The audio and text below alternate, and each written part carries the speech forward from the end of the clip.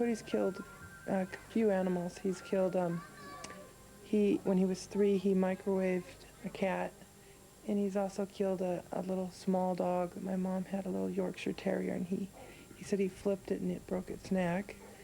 And then he killed another cat by throwing logs on it. Cody is just 6, but psychotherapist Brina Satterfield fears for his future. If the behavior continues as he heads towards adulthood, he's going to be an extremely dangerous person. Cody isn't just going through a phase. His could be telltale symptoms of violence in later life. He had no remorse when he killed those animals. And she's afraid that he's going to go and continue with the pattern and start killing people because he doesn't care. She's afraid that he's going to continue, become a mass murderer. That doesn't work! New scientific research claims we can identify children as young as 4 or 5 as potential adult criminals. They have brains that function differently from normal children.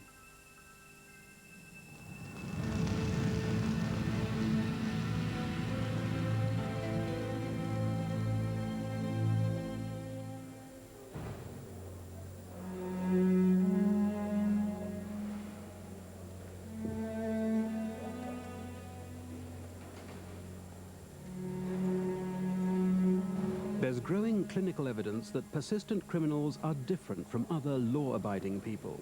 It may be a set of biological factors that tilts them towards a life of crime. And who knows, the science of biology may bring us the hope of some cure for the disease of crime itself. There has been a biological revolution in terms of how we understand crime. And I think one of the implications of biological research is that we will increasingly view criminal behavior as a disorder. The search to understand the roots of criminal behavior has usually focused on the social causes of crime. Poverty and deprivation all play their part. But what the social scientists overlook is the role of the body's biology, especially abnormalities of brain function. This could be the result of accidents or social factors, difficulties at birth, taking drugs, drinking alcohol. Whatever the cause, it results in a brain which many scientists are convinced makes the criminal different from the rest of us. The new discoveries in the exploration of the brain will fundamentally challenge our concept of the very nature of guilt and punishment.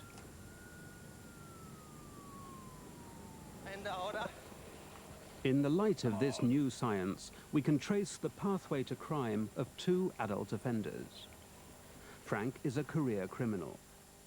Tony has spent most of his adult life in jail. Are they both just plain bad, or is there evidence that they are the prisoners of their abnormal brains? There has to be something wrong, or else I wouldn't have wasted half my life in prison.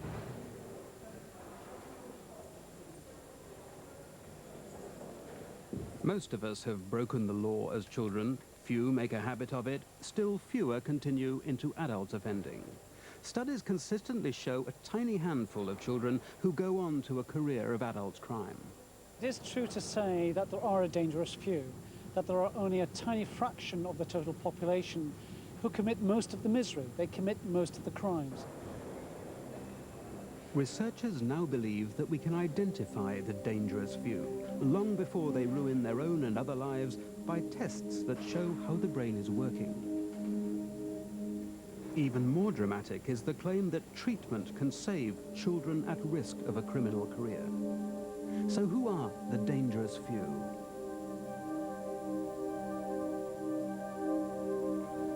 Cody was diagnosed at the age of 4 as suffering from attention deficit and conduct disorder. For 20 years, the Satterfield research team have carried out scrupulously controlled scientific studies of children like Cody. They reveal a consistent abnormality in the electrical activity of the brain. 150 of the children studied are now adults. I'm sorry you missed out this time because I just got Connect 4, but I'm glad that you're playing by the rules. That's terrific. Let's try it again. Attention deficit disorder children who also have conduct disorder were followed by us in a long-term follow-up study And half of them had been arrested for felony crimes by the time they reached 18, actually before they were 18. So the combination of attention deficit and conduct disorder is highly predictive of trouble with the law later on in life. Lauren was diagnosed with these disorders when she was 4. Her parents were warned that they signaled serious trouble ahead.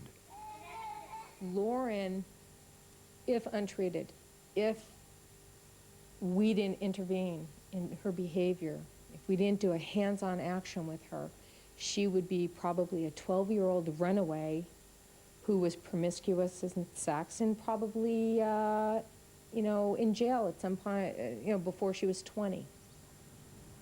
Lauren is now 8. So what is it that puts children at risk of developing adult criminal behavior? They seem to lack normal feelings and emotions.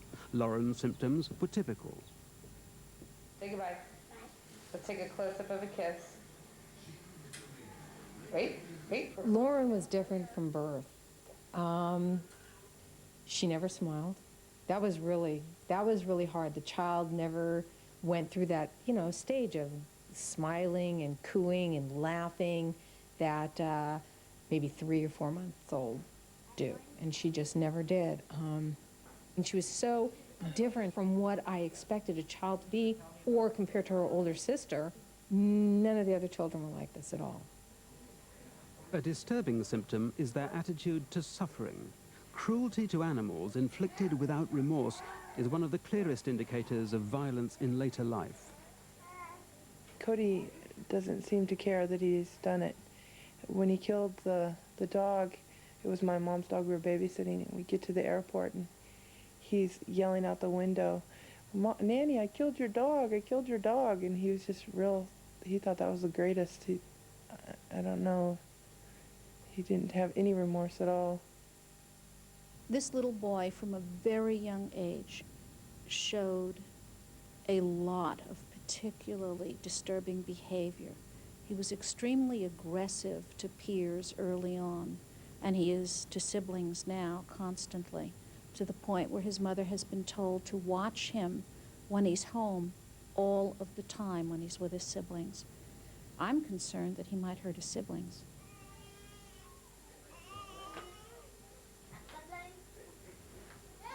Get out of their room, Cody. Cody?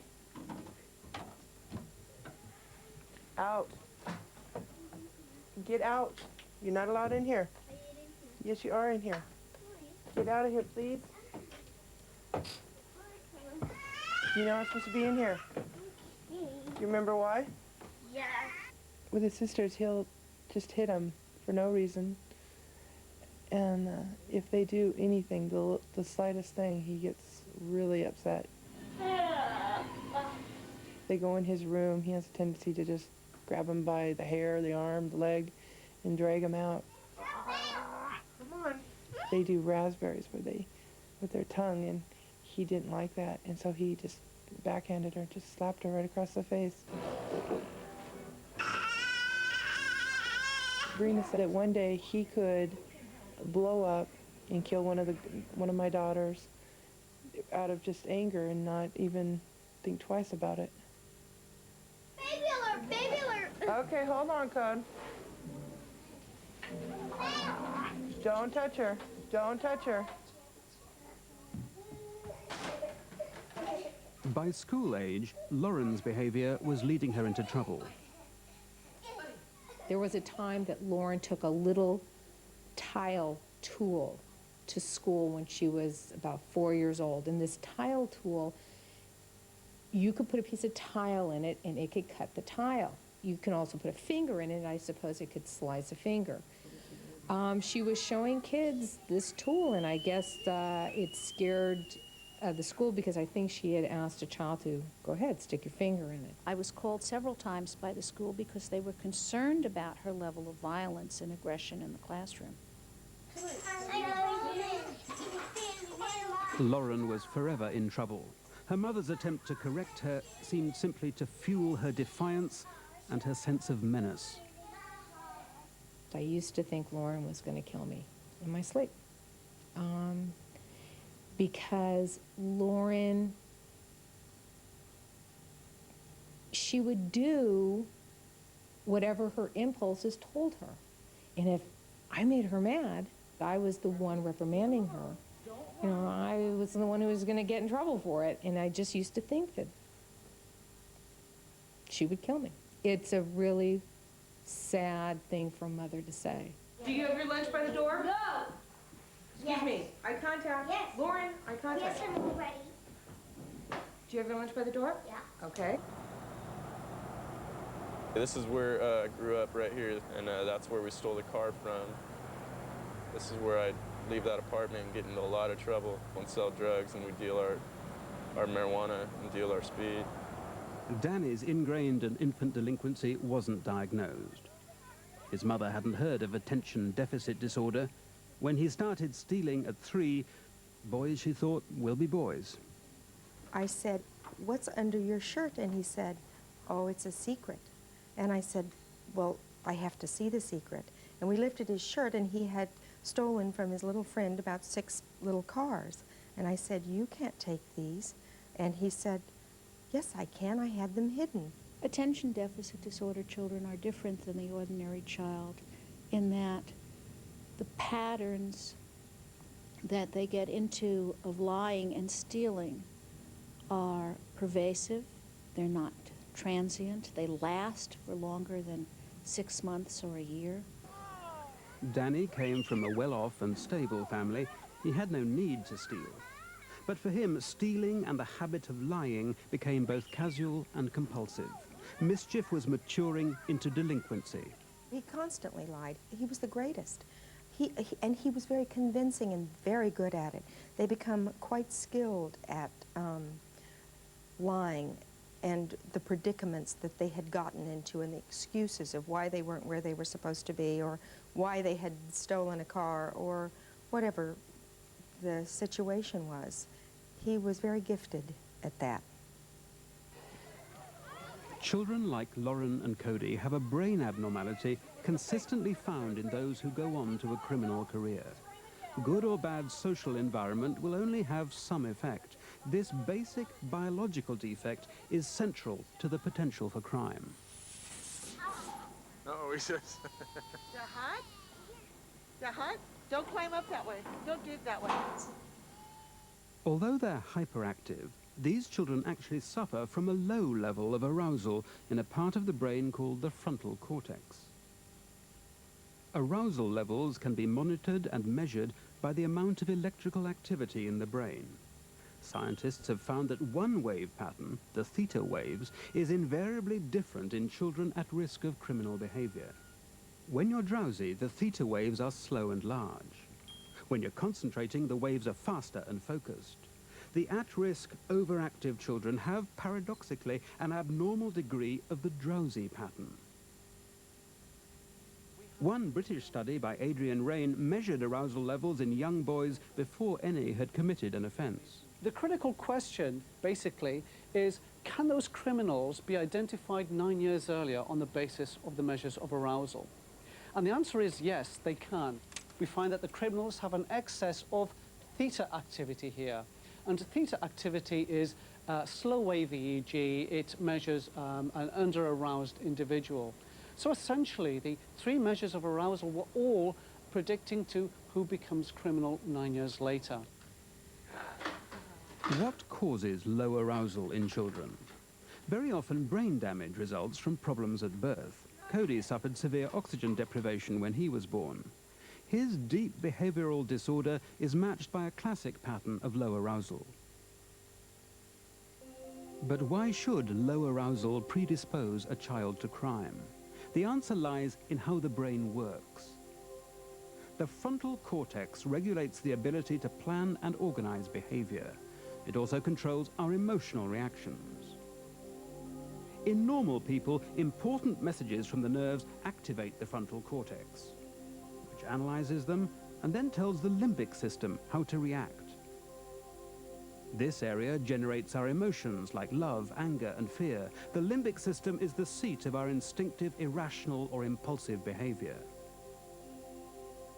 With low arousal, internal communication is more sluggish, so the incoming messages need to be far more sensational than normal to get through to the frontal cortex.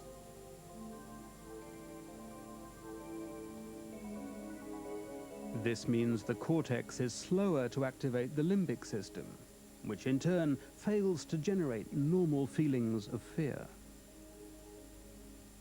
Low arousal indexes lack of fear. For example, one thing that stopped most of us from committing antisocial acts is that we are frightened about the consequences of committing antisocial acts. Probably because we've been punished for doing antisocial things as children, and we remember the consequences of our actions. I know you. No more flips. Why? Because I said so. If she did something of which she was told not to do, if she broke something, there was no guilt or fear. Fear was the biggest thing. She would not be scared of anything.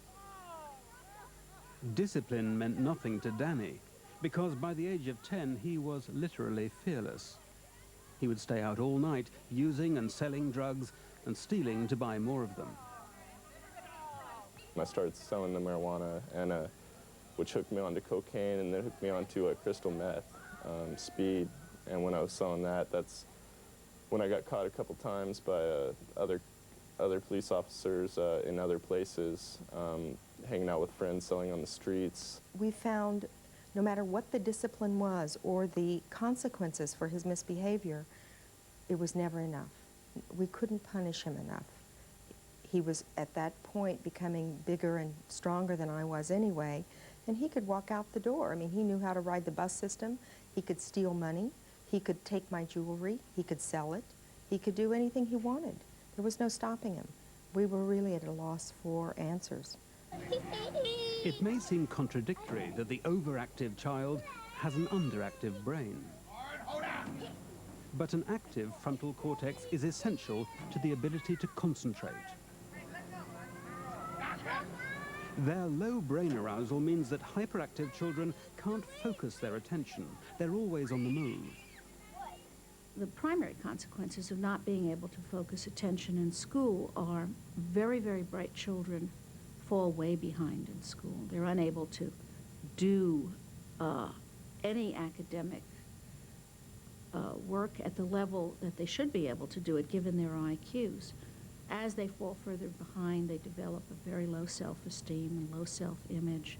They feel that they're wrong or bad very often. Not behaving to teachers, not conducting by the rules, and not being able to do good in academics, such as not doing my homework and not doing the schoolwork in class. I just couldn't focus, and I just couldn't concentrate and pay attention to any of my work, which is why I acted up. It's why I couldn't focus. That made me angry and made me frustrated, and it made me act up even more. So this leads into a whole set of negative self-perceptions for the child.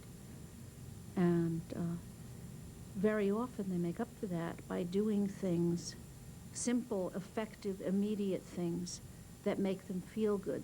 But those things very often are not socially acceptable. When I got into trouble, it made me feel better. I needed to feel like I was a rebel, like I was just getting into more crimes. And even when I got arrested, sometimes I would feel better about that afterwards because I felt like I did misbehave, and I got, some things I got away with, which I felt good about. At 10 years old, Danny had a reputation as a nasty piece of work. Other children feared and avoided him. But there's another reason why low arousal can lead to extreme behavior. Those with low arousal are driven by the need for excitement. This craving for risk and adventure can either fuel a brilliant career or find fulfillment in crime. Kids with low arousal seek out stimulation to increase their arousal levels back to normal. Now, for some adolescents, joining a gang, burglaring a house, beating somebody up might be their way of getting an arousal jag in life. Yeah, I found it very exciting. That was the whole reason of doing it. All the crimes that I did, it was just really exciting to me. I liked the action. I liked having to get away from the cops, and I thought I was cool. I thought it was a cool thing to do. 25 RDQ, Danny was 15 when he was sent to a juvenile correctional center for 18 months. We were unaware of what his problem really was, other than just being a bad person, a bad kid. We didn't know what to do. Cody and Lauren have been labeled potential criminals. But doesn't childhood deserve the presumption of innocence? Doesn't singling them out itself doom them to delinquency?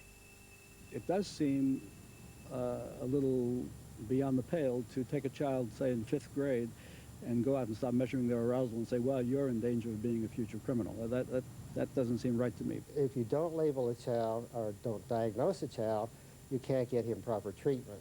Ready, bud? Treatment may indeed be possible. The few studies that have been tried all offer hope that the brain differences that tilt a child to crime can be overcome. Biology need not be destiny. Our brains need not doom us. If we really want to, we can stop a lot of crime by conquering our children's criminal potential. Yeah, it hurts.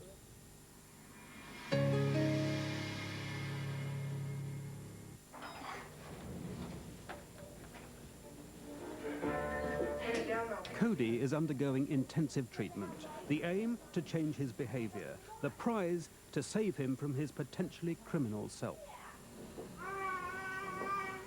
If you help them just check off each day. Brina Satterfield's methods are controversial. She has no fears about using science to diagnose children at risk. The first step in a 2-year process is to convince the parents that their children are damaged by a brain disorder and need help rather than punishment. Remember that ADD kids do not have a good sense of time. Whether it's a week or a month or 5 minutes, they don't have a very good conceptual, internalized idea of how long that is. It's hard to not look at him and say, he's just misbehaving. He's doing this on purpose. And realize that he has something wrong with him and not, it's really hard to, because he gets to where he drives you nuts and it's not his fault. There's something wrong in the brain. Brina mapped out that there are brain transmitters, and when the transmitter signals don't connect, there's a disorder.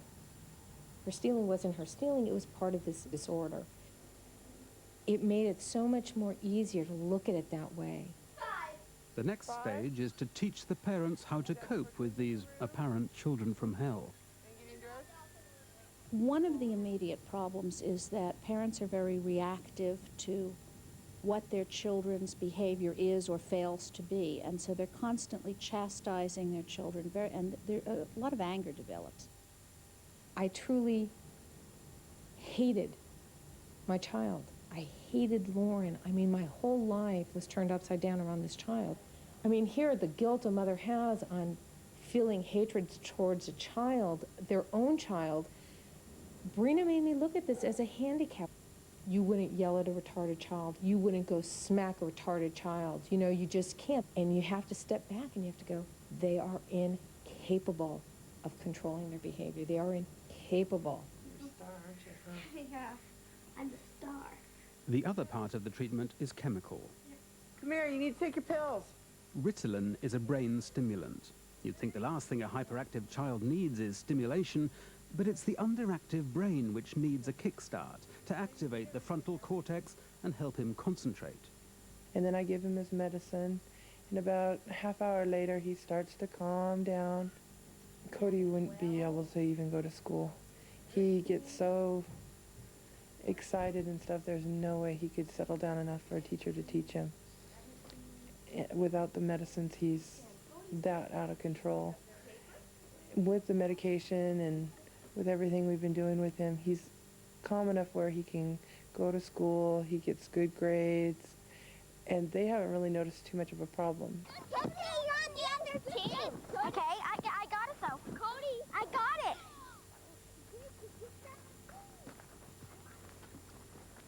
But the studies show that drugs alone are no magic bullet for delinquency. Brina reckons a child like Cody will need 2 to 3 years of help before he begins to feel and act like other children.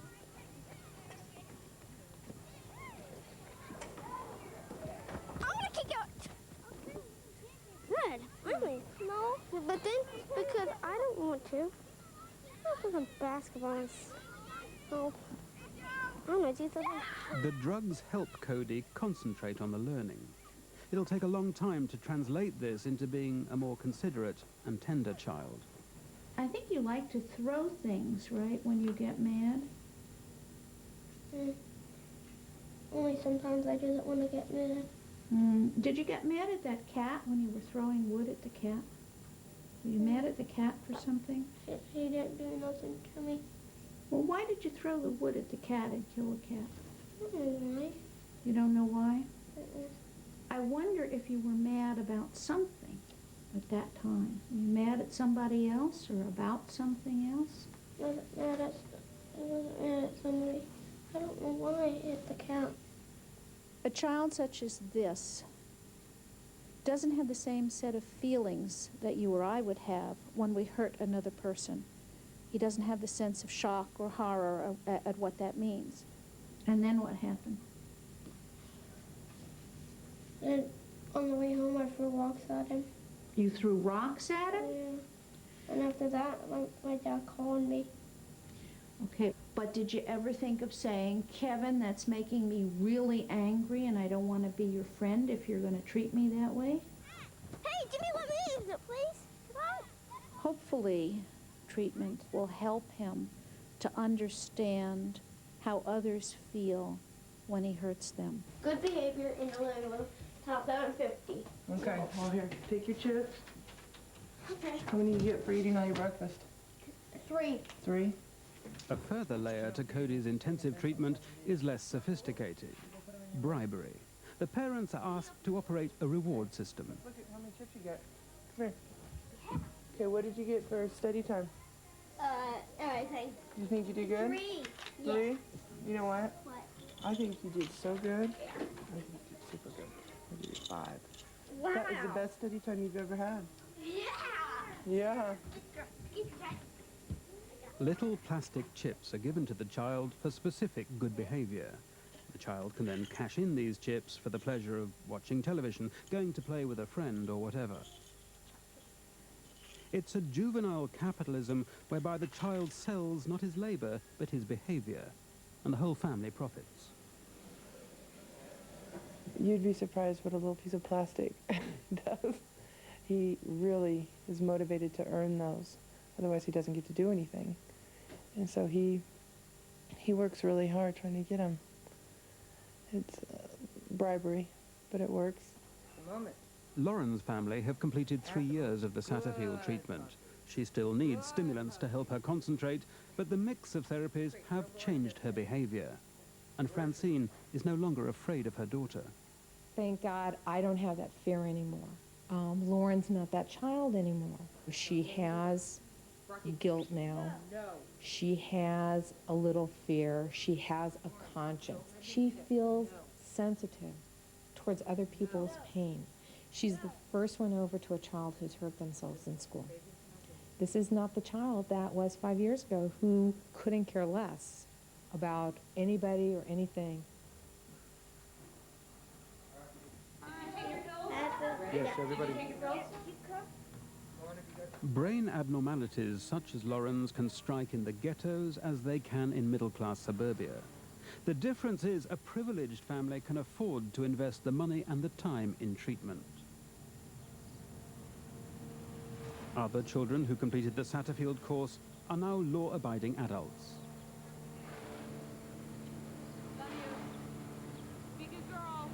In our multimodality intervention study, we found that we could reduce the criminal arrest rate by about 50%. And this is a cost-effective treatment. A year's treatment costs £2,000. A year in a juvenile detention centre like this one costs £17,000. A life of crime for one repeat offender can cost the taxpayer more than £1 million. But there's no complete guarantee of success. The ethical dilemma is this. As a parent, what do? do you risk putting your child into these intervention programs and risk labeling your child as a future violent offender, even though your child has committed no violent crimes right now? That's one side of the scenario. The other side is, if you ignore that possibility and don't put your child into intervention programs, there's an 80% chance that he will become a violent criminal offender.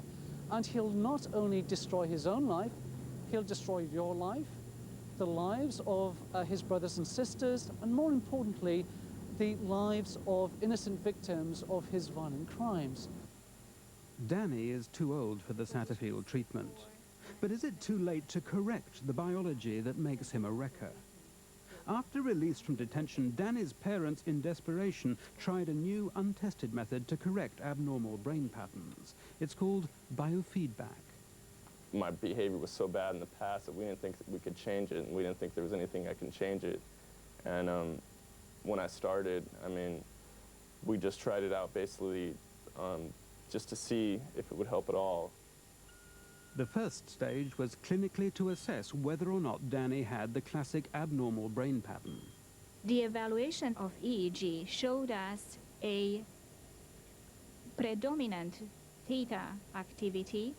That means low arousal, and low arousal is bound to conduct disorder.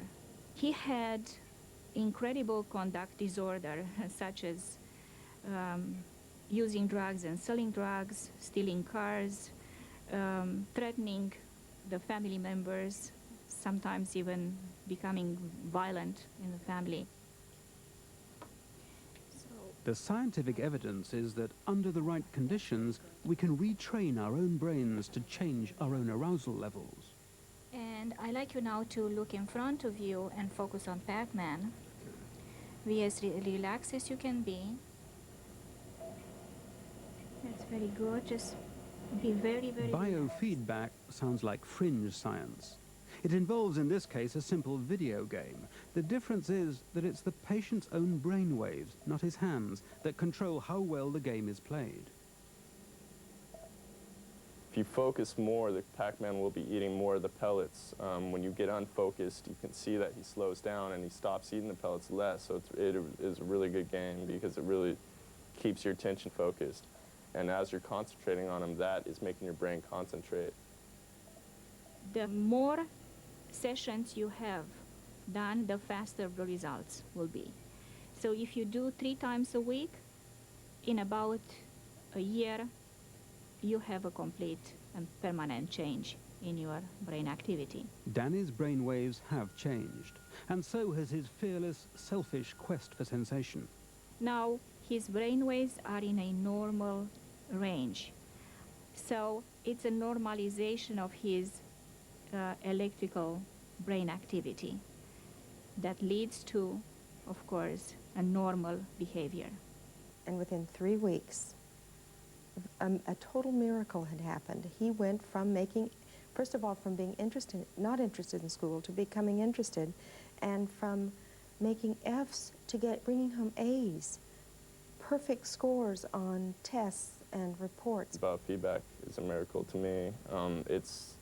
It's just the most amazing thing.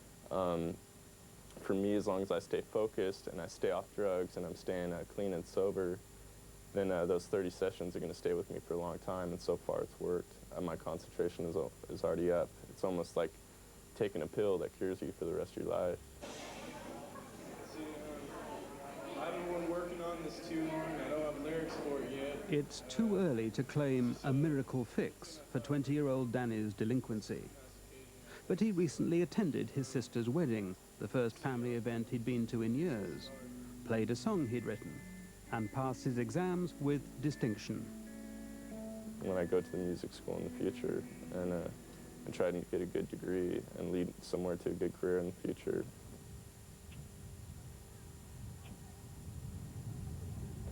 There's been no systematic assessment of biofeedback. Even so, the Texas Correctional Center, hardly soft on crime or woolly on the causes of it, is giving the system a trial, and provisional results are encouraging for delinquent young men like Danny. But treatment is the exception. No one in Britain, for instance, is trying the Satterfield approach. not many children are able to get appropriate treatment. Many children go on without treatment to failure in school, failure with peers and in society, and usually they become the outcasts, and some of them become predatory and attack other people physically. Others just drop out from society, they drop out from school, and they don't have very useful lives. And it's among those, the persistent criminals whose lives have been wasted in jail, that we'll find more evidence of the link between brain abnormality and crime. Could earlier treatment have helped them escape the prison of their criminal minds?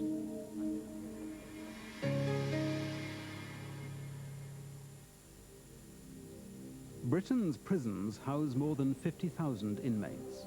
How many of them are incapable of controlling their actions? For some, can the very notion of guilt apply? Hundreds of studies have measured the brain arousal levels of persistent offenders, and the clinical tests, including those from British prisons, all tell the same story. For at least the last 50 years, we've been finding that criminals or antisocial individuals tend to evidence low arousal, low physiological arousal. Low arousal, as we've seen, means the intelligent frontal areas of the cortex are not instructing the limbic system of the brain to generate the appropriate responses a normal person feels. A person with high arousal is liable to panic and fall to pieces, while an individual with very low arousal will simply deal with the situation rationally. And so this maybe gives you a clinical idea of why low arousal may be useful for a criminal and why it may predispose an individual to become a criminal. It's very good. Just be very, very relaxed. The recidivist criminal, or persistent offender, suffers from the same brain abnormality that we saw in Danny. Tony is a classic repeat offender. He spent most of his adult life in prison. As with Danny, his upbringing doesn't explain why he took to crime. My family upbringing was very good, actually. I came from a very loving and caring home. I have no excuses. Tony was born into a morally upright, lower middle-class family. Just like Danny's parents, Tony's father can't see what went wrong. The upbringing we gave him, we didn't teach him to steal, or he didn't have to steal. He got what he wanted, more or less, from us that we could give him. I don't really know why he went off the rails, no idea. Is there a biological answer to the puzzle of Tony's offending? How much of Danny's pattern does he fit? As a child, Tony's pattern of behavior was similar to Danny's. He had all the symptoms of attention deficit disorder and hyperactivity. When you look back now, it might have been hyperactive. I was always an active child. I was always doing something. I had to be active. I could get distracted very, very easily, especially from the boring things in life. So I can't sit still.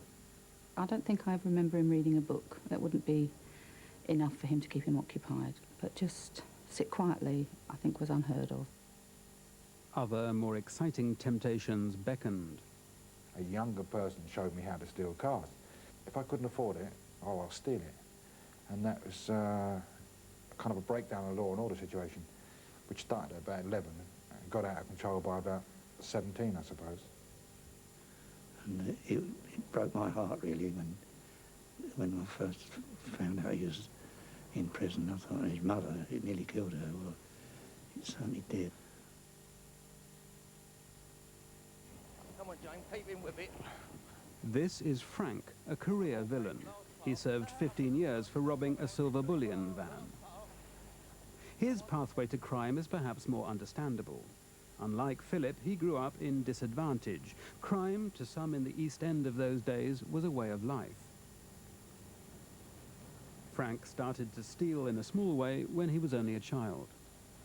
I used to feed out of Stratford Market. I used to feed the boxes of cabbages and cauliflowers, carrots, onions, thingy, but not to sell.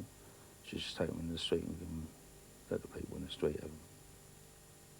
Rita Strange lived next door to Frank. She feels the real trouble started when he got a job managing the local billiard hall. The hall had something of a reputation. We knew there was all crooks went in there. Everybody knew there was all crooks in there. I suppose you heard about money you could get. I suppose that's what really started him. He thought, oh, I have a bit of money. Frank and George were best friends. We weren't rich, we was always ordinary street kids. But if you see someone else making it, however they've made it, whether it's through villainy or whether it's through honest means, sometimes you think, cool, I want a bit of that cake. I think that's how Frankie was. But George resisted stealing the cake and joined the Navy. As for Frank, he enjoyed the frenzy and action of boxing. But so do a lot of East End children, and they don't grow up to be criminal.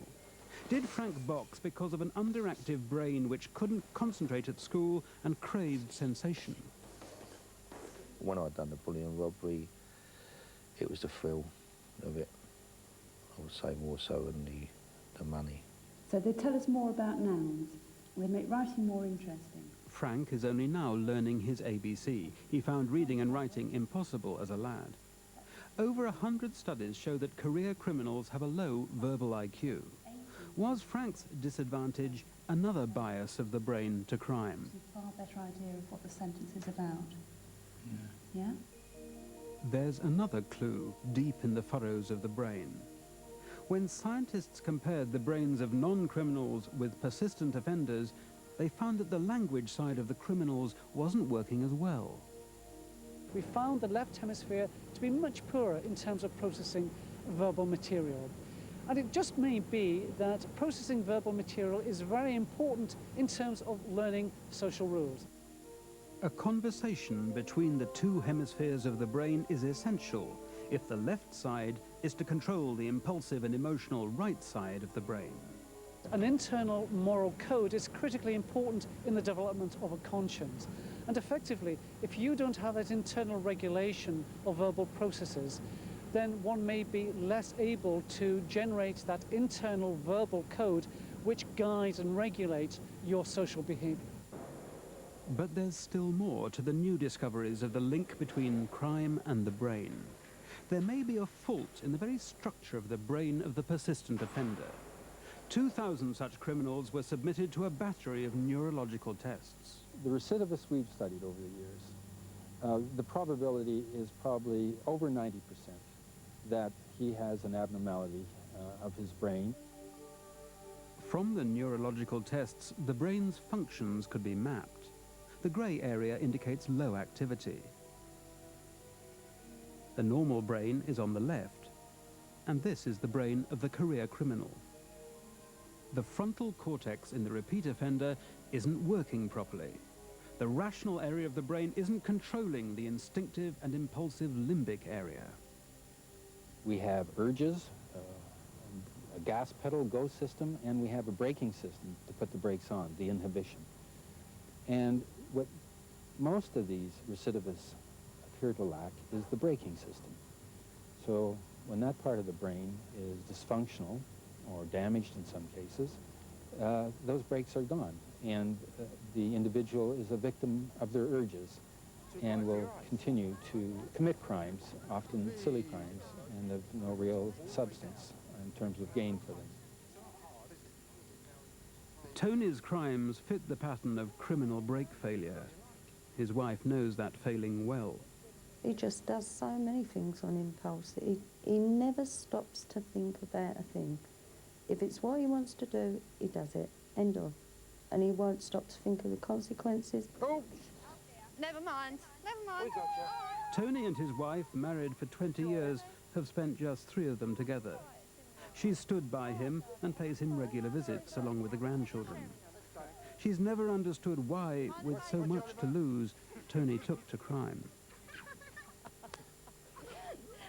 In fact, I'd say that I was a bit vulnerable, really, because the times he's promised not to do it and still gone and done it, you know. Even at the fault of losing the marriage, losing the children. We wasn't in a bad financial way. We've got a nice home. He really didn't need to do it. But he did it. So. That's it. Tony and Frank fit the criminal brain pattern revealed by new research. The rough and tumble of growing up, the inevitable accidents of youth can compromise the brain. Another weight on the scales of disadvantage to add to the social or economic ones, tilting the balance to crime. You need a combination of factors to become a criminal. It's a little like a poker game. It doesn't help to have a 10, Jack, Queen, King. You also need the ace. And every one of those is equally important, because if you don't have one, you're not going to have the flush, and you won't have the criminal behavior, as an analogy. Get it out of here! Come on! So are they both the victims of their brains, the prisoners of their biology? Are they guilty? One could argue that they are victims of their brain dysfunction and don't have the same control that a normal person does. But if you say that the psychologists are saying that if it's a brain disorder, you're not guilty, I'd love to go along on that one. But that's the easy way out. I mean, I know what is right and what is wrong. The fact that I act before I think, is that an excuse? I'd love to think it was. I don't think it'll be accepted. If we were to diagnose some career criminals as suffering from a disorder, doesn't this give a carte blanche towards excusing such behavior? No, absolutely not. Even though they may be suffering from a disorder, we still need to institutionalize them. We need to protect society. Treatment in prison is virtually unknown. But what if Frank had been offered the help that Cody, Lauren and Danny had? Could he have avoided a lifetime of failure and disappointment? I think if I'd have been good at anything, if I could train properly, I think that would have been my life. If I'd have been able to box, I don't think I'd have took to crime. I think it's because I was a failure that then I took the crime. I was a failure at crime and all. And what about Tony? Would we recognize the danger signs in another young Tony today? When I look back now, my inability to sit still or concentration could be, or may be, one of the reasons I'm sat here now. If we could have spotted that, perhaps, but we're looking now and I'm 50 years of age, it's a bit late. We just want to see where the future goes from here. One prays and honestly and genuinely believes that this is it. But I said that last time and totally convinced myself last time that the last time was enough. The temptations of freedom are a long way off. Tony has still got 4 years of his sentence to serve. Thank you. Or translated. Oh, that's what I think, it's so sad. He's such a nice... I know he's my brother and perhaps I'm a bit biased, but then he's such a nice guy to have wasted his life like this. It really is so sad. I'm not used to babies. Could what we know today have salvaged that wasted life and spared us all the misery and expense of Tony's criminality? Recognizing the biological roots of crime seems to have worked for our American children, breaking the chains that bound them to a seemingly inevitable delinquent career. Lauren is growing up to be a normal little girl in a family that had the courage to recognize that she was ill and needed help. And what Brina taught me is that I could hate this disorder and love the child. And I fell in love with Lauren. I mean, she really was a beautiful child with an ugly disease. R-E-D. Cody, too, is showing signs that the treatment is beginning to work. Cody is very intelligent for his age, and since we've been working with him, I know that he's not going to go to prison. He's going to go to college, become a doctor, a lawyer. Not 1/1000th of the cost of criminal justice has been spent on trying new methods like raising arousal levels with adult criminals. But at least we now know that biology need not set our destinies, unless we let it. We didn't really understand it, but we just saw the results of it, which were astonishing, amazing. I don't know if he would have lived without it. That's how strongly I feel about it. And I was so skeptical in the beginning that, thank God, I took a chance, and he did it. I would have never known.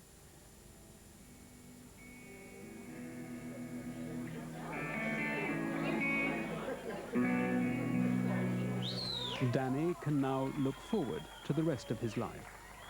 Our second program will explore whether or not the same clinical understanding of the brain that saved him could apply to the violent offender.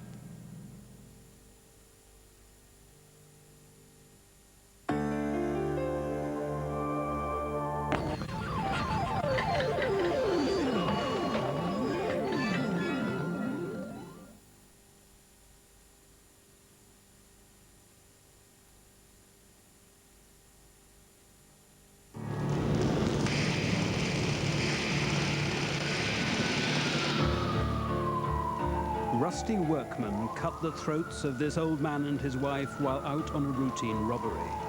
He says he doesn't know why. I hope that they forgive me for what I've done. It wasn't meant to happen. Horace Williams tortured a hitchhiker to death so brutally that the policeman who discovered the corpse couldn't make out whether the victim was black or white. Williams can't explain his violence. I was like, man, I'm out of control.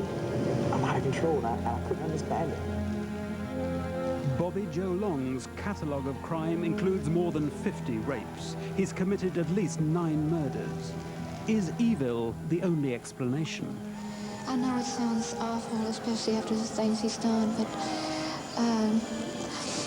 I think Bob's sick. The punishment must fit the crime. The only punishment warranted in this case is death. Some would quarrel with the sentence, but most would agree on the verdict. These men are guilty of terrible crimes. But that doesn't answer the question, why? Science may now have an answer.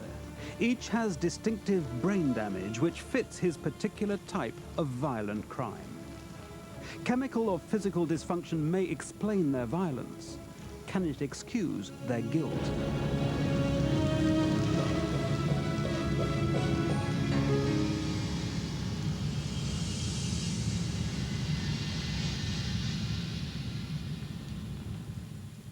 The violent offender is a complex jigsaw puzzle. What we are doing at the moment is identifying the pieces in the jigsaw puzzle. It's only when we can directly view and see the violent offender and see him for what he really is that we'll begin to develop sensible, benign treatment and intervention programs to stop violence in society.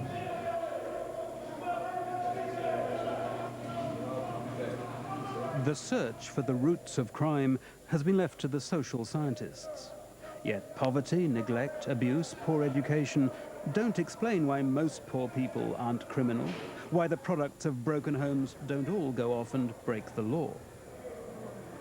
Today, new evidence from the science of biology may offer some of the answer, and may deliver some of the solution to a problem sociology has failed to diagnose or cure.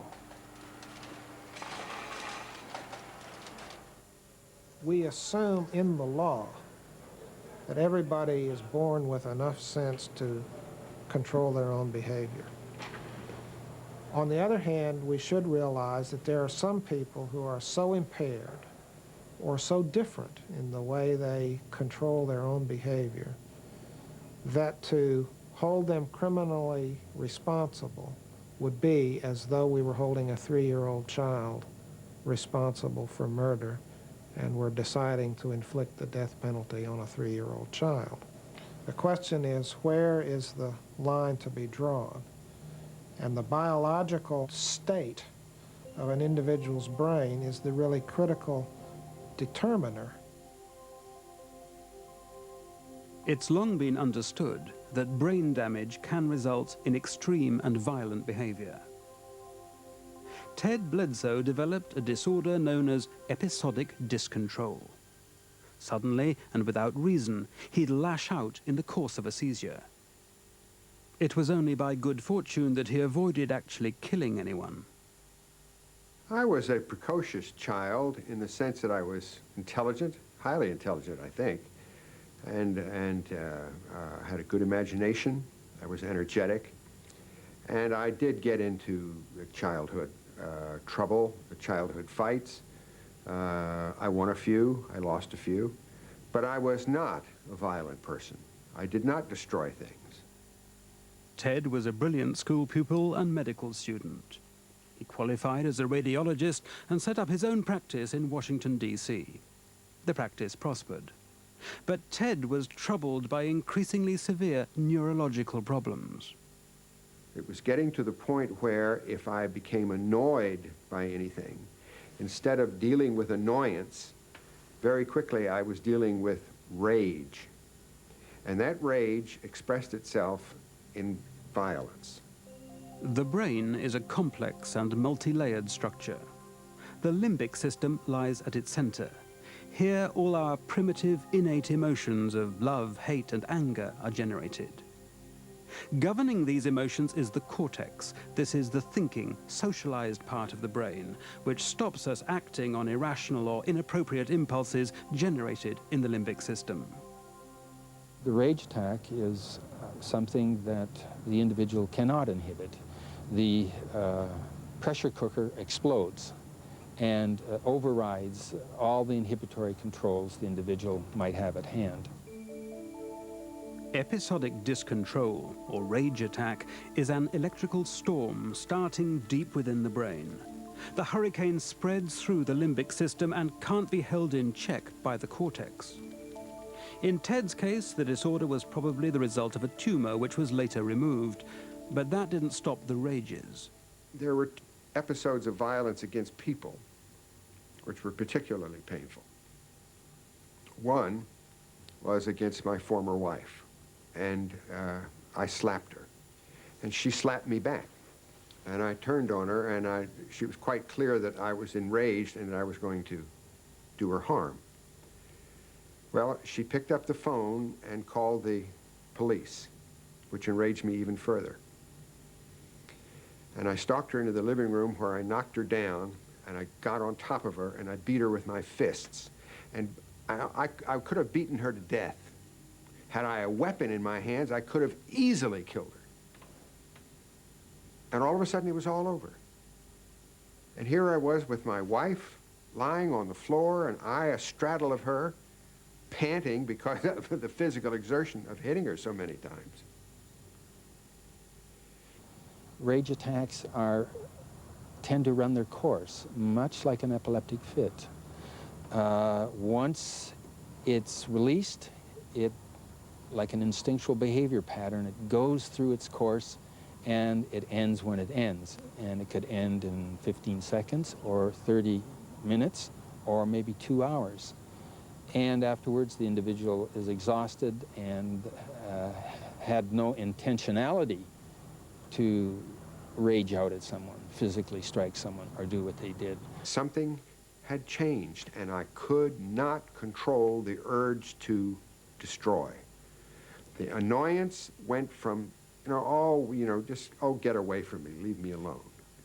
It went from that immediately into, I want to kill you. Now, normally there are a number of stages between I'm annoyed at you and I want to kill you. But with me then, in the early 80s, those middle stages were gone, and I went from annoyance to I want to kill you immediately, just like that. And I had no control over it. But there's a cure for Ted's rage attacks. An anticonvulsant drug suppresses the storm. I knew that I was back. I knew that I had returned. I knew that the nightmare was over. I knew that it was going to be all right. I can't describe the feeling. It's like waking up from your worst nightmare and realizing that it was just a dream. Ted's problem was simple to deal with. once the disorder had been diagnosed. With Rusty Workman, it was a different story. He was born with a different brain disorder. Both have been killed. We think that at this point that they were killed with a knife. 71-year-old Arthur Drake and his 63-year-old wife were found dead with their throats slashed Saturday night in Carlton's Food Center. Blood was spattered on the cabinets near the soda fountains at the back of the store where Arthur Drake's body was discovered. Later, the murder weapon, a razor-sharp fish filleting knife, was found on the roadside. This man, Rusty Workman, has confessed to the double murders. The vast majority of crimes of violence that are committed, at least in this country, are impulsive in nature, and that people who bring an impulsive personality, an impulsive style to their general daily life functioning are the ones who most often commit acts of violent crime. The job of the cortex is to harness and rein in the limbic system. When it fails, the impulses have free rein and are out of control. Workman stated that he went directly to the man and cut his throat. It wasn't intentional. I didn't go in that store to hurt anyone, or to do anyone, or to rob anything. I only went in that store for a cup and a beer. Workman stated that he came around behind the counter, stabbed the woman, and then cut her throat. The brain, unlike an automobile, doesn't spend most of its energy moving. It spends most of its energy stopping from going places it oughtn't to go. And so a brain that is generally under-aroused, and particularly under-aroused in those areas that impose self-control, simply doesn't put the brakes on enough. Tell me about the short temper. I've always had it, you know, everyone since I was little. Most of the time, that's what got me in trouble, or the reason I tore something up, because I never had any patience. An early indicator of trouble with the frontal cortex is attention deficit disorder, ADD, or hyperactivity. This can be the result of brain damage at birth. When he was born, he didn't breathe properly. They had to breathe for him for at least a minute before he breathed on his own. The doctors later said that that could have caused some slight brain damage to cause the hyperactivity or the attention deficit syndrome. His history, even in the early school years, was a history of not only not paying attention in class, but of committing impulsive acts which broke the rules and which were difficult to restrain him from.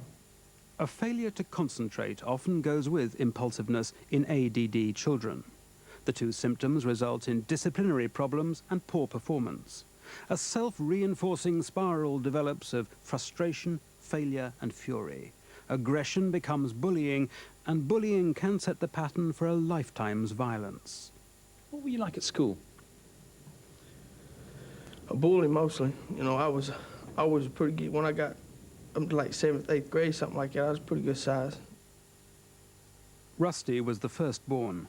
The family didn't realize how much he needed help.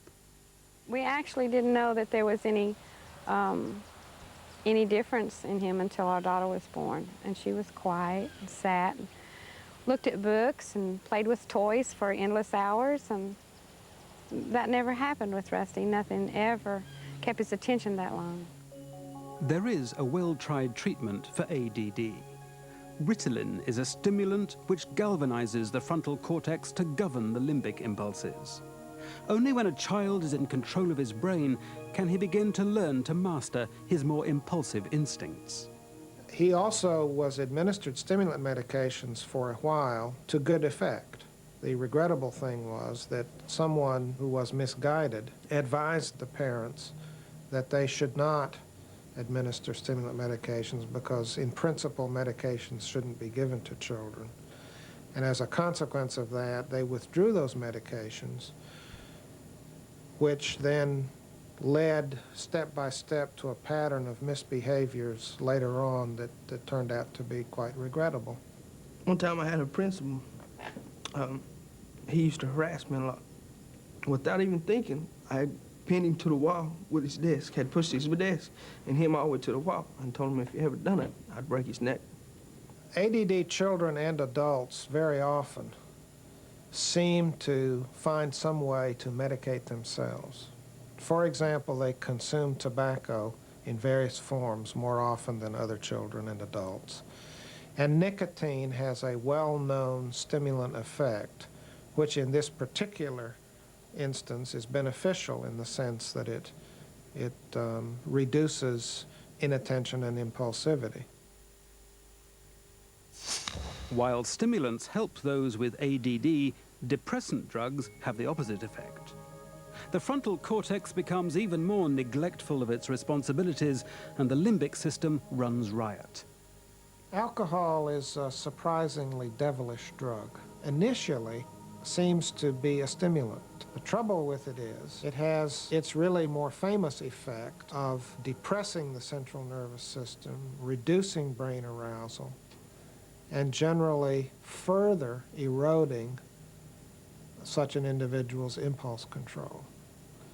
So the devilment of it is that it comes across in its initial first aftermath of consuming it as a stimulant, and then it turns around like a snake and bites the individual with this de-arousal, which takes the brakes even further off and makes them even more deficient in self-control.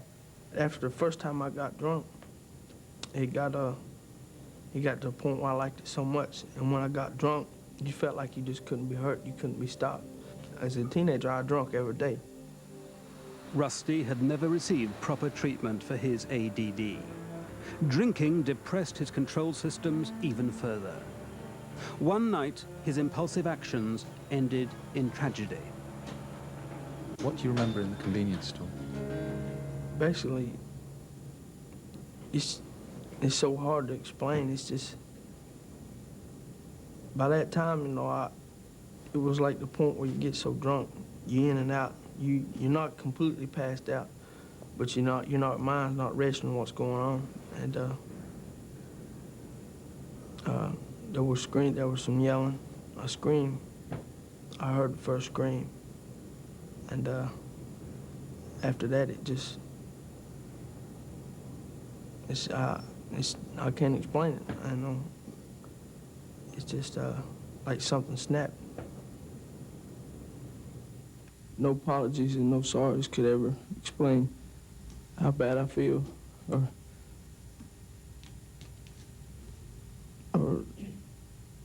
just how sorry I am for what I did. The law has to be sure that a criminal knows the difference between right and wrong. The impulsive criminal does know the difference, but the jury in Rusty's case accepted that brain dysfunction could have played a part, and were merciful. Unanimously recommended that the defendant, Russell Workman, be sentenced to life. So Rusty escaped death row. The tragedy is that Rusty would have escaped a life sentence, and Janet and Arthur Drake would have escaped with their lives if Rusty's medication had been maintained and his disorder monitored with techniques now available.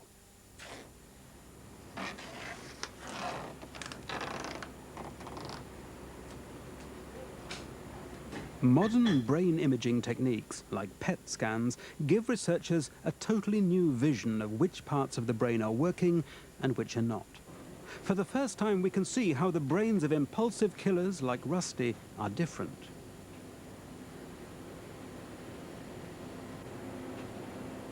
The subject has to perform a task chosen because it needs activity from several regions of the brain.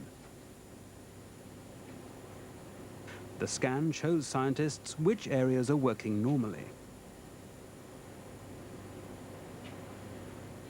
The challenge task we used in this study is a task called the continuous performance task. You look at a computer screen, you see numbers flashing from 0 to 9 on the screen. You press a response button every time you see the figure 0. You do this for 32 minutes. It's a very boring task. It requires sustained attention. we've always known that it's the prefrontal region of the brain that's involved in sustaining attention. What the normal control is showing to the continuous performance task is widespread prefrontal activation. This is the prefrontal cortex, and this area here is the medial prefrontal cortex. That's what we expect from this task. Compare this scan of the normal individual to this scan of a murderer. This is somebody who was a single murderer. They only killed one person, and it was an impulsive one-off murder. The striking thing about this scan, and the exciting thing, I think, is that there's a distinct lack of prefrontal activation within this impulsive murderer. According to our theory, that's exactly what you would expect. The impulsive murderer has prefrontal damage, and so does the hyperactive child. So, will every ADD child grow up to be impulsively violent? ADD children, they have the potential, on the one hand, of becoming punk killers rather more commonly than non-ADD children do. They have a risk for disinhibited, impulsive, and rule-breaking behavior, even murder in the long run. At the same time, they have an equal risk of being the type of individual who thrives on high challenge. The same biological predispositions towards thrill-seeking, towards needing arousal and being able to arouse others to good cause, exist in ADD children and should be nourished and cultivated.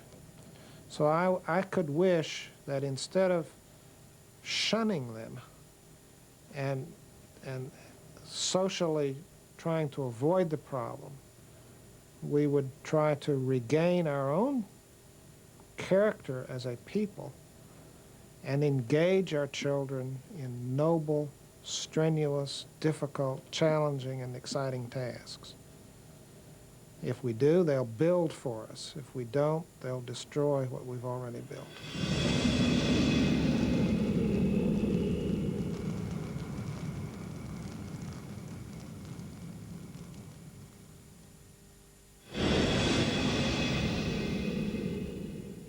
He is a cunning, intelligent, cold-blooded kidnapper, rapist, and killer. Bobby Joe Long had a history of violent behavior toward other people, and his rape and killing was compulsive, not really thrill-seeking, but tension-relieving instead. Prosecutor Mike Benito used Long's murder weapon to illustrate how the former X-ray technician cut Michelle Denise Sims' throat, and insisted Long had a violent flame burning inside him, a flame the jury must extinguish. Bobby Joe Long's violence isn't the same as the impulsive Rusty workman's. Long is a psychopath. It may help to think of the psychopath as a predatory individual, and predators don't worry too much about their victims. You know, you've got a cat that's after a mouse. The cat doesn't particularly care about what the mouse is feeling, what the mouse actually goes through, what's happening to the mouse's family and its offspring, and so on. Compulsive killers enjoy the planning of their actions, and they may plan them in great detail and very considerably ahead of time. For them, the planning leading up to the act is actually part of what they enjoy. Bobby Joe Long is a serial killer. He admits killing during a rampage of kidnapping, rape, and murder. Moralists see the psychopathic murderer as the embodiment of evil. Traditional psychologists as the product of a dysfunctional or abusing family. In court this afternoon, Long's mother broke down on the witness stand. She admitted she never once told her son she loved him, slept with him until he was 10 or 12 years old, and often left him with relatives and friends while she worked as a waitress and barmaid. Science can now offer another biological element to the causes of this complex disorder. Unlike the impulsive killers, psychopaths like Bobby Joe Long have no damage to the frontal cortex. You can see, in contrast to the single impulsive murderer, this individual has activation of the prefrontal cortex. So in other words, their prefrontal cortex, which is involved in planning and regulating behavior, appears to be functioning quite normally in this individual. That is consistent with our knowledge that this individual carefully planned and executed his murders. He wasn't an impulsive individual who was just an opportunist. He carefully regulated and controlled his behavior. The psychopath is clearly mentally capable of planning his attacks. But what is it in the brain that gives him the motive for murder? At the center of the limbic system is the amygdala, which is responsible for our aggressive instincts. When Bobby Joe Long's scan is compared with normal brains, there's a striking difference. Here is a three-dimensional image of Bobby Joe Long's brain.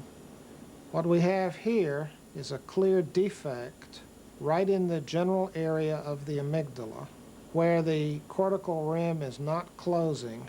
It has been reported in a number of individual case studies that persons with lesions in this area often exhibit bizarre, sometimes hypersexual, often aggressive behavior. And it's certainly fair to say that this is not normal in an area that is implicated in emotional self-control.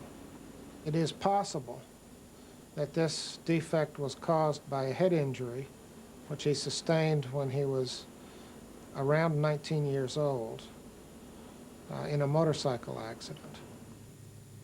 That accident might then lie at the root of Long's extreme aggression.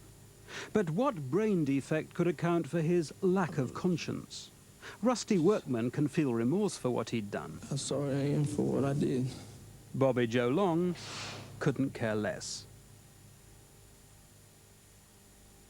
Most clinical descriptions of the psychopath refer to shallow emotions or things that have affective connotations such as lack of guilt, anxiety, and remorse.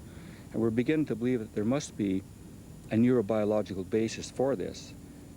What this basis is, we're not quite sure, but it appears that the parts of the brain that would ordinarily impart affect or emotionality to experience, thought, attitudes, and so on, and behavior, are not working properly in the psychopath. Most interesting lines of research, I think, in the last couple of years revolves around what's been referred to as a lexical decision task. Is it too tight? That's fine. We've attached electrodes to the scalp of our subject, John, and we're recording spontaneous EEG, which is really the sum total of all the electrocortical activity taking place underneath the skull, the scalp. It's a blunt needle. Sorry about that.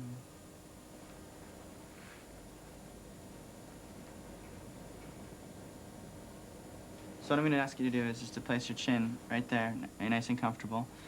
And John, if you just blink a few times, you can see that produces dramatic changes in the spontaneous EEG. For that reason, we want to make sure that he is secured. He's looking straight at the computer screen and not moving his eyes too much. So just look straight ahead, and we'll perform the task. I flash on some letter strings for a fraction of a second. You can barely see them. Sometimes a letter string forms a word, sometimes it doesn't. Your task is simply to push a button as soon as you see a word. Is that letter string in the lexicon? Lexical decision task is in the dictionary. And the result is a event-related potential that tells us something about what he is doing while he is processing the information. For the normal individuals, once they had actually decided whether or not what they'd seen was a word, there was subsequent processing that occurred. That is, the word was chewed over in one's head, it was turned around, some sort of mental work went on, association with past experience, all sorts of things would be going on. And this would be reflected in a prolongation of these brain potentials. And this prolongation was greater for the emotional than for the neutral words. The psychopaths, on the other hand, said, well, yes, it's a word, and the brain potentials went right back up to baseline.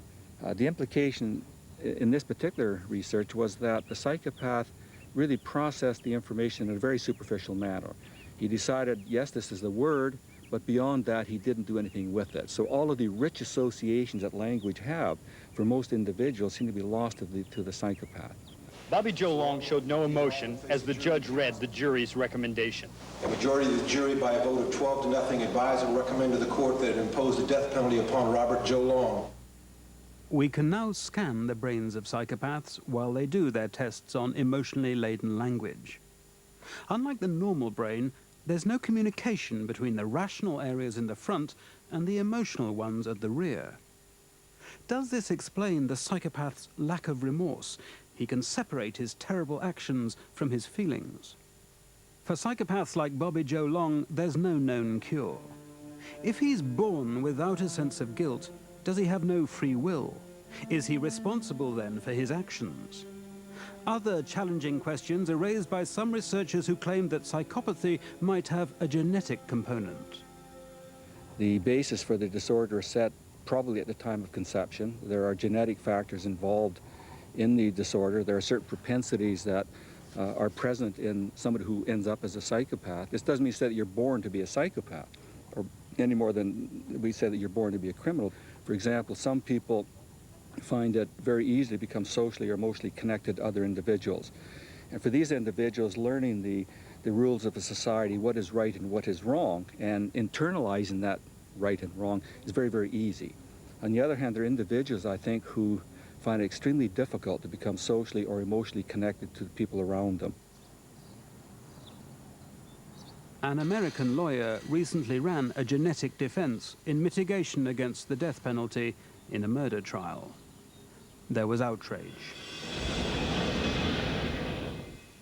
Stephen Anthony Mobley was convicted of killing John Collins during a robbery at this North Georgia pizza carryout.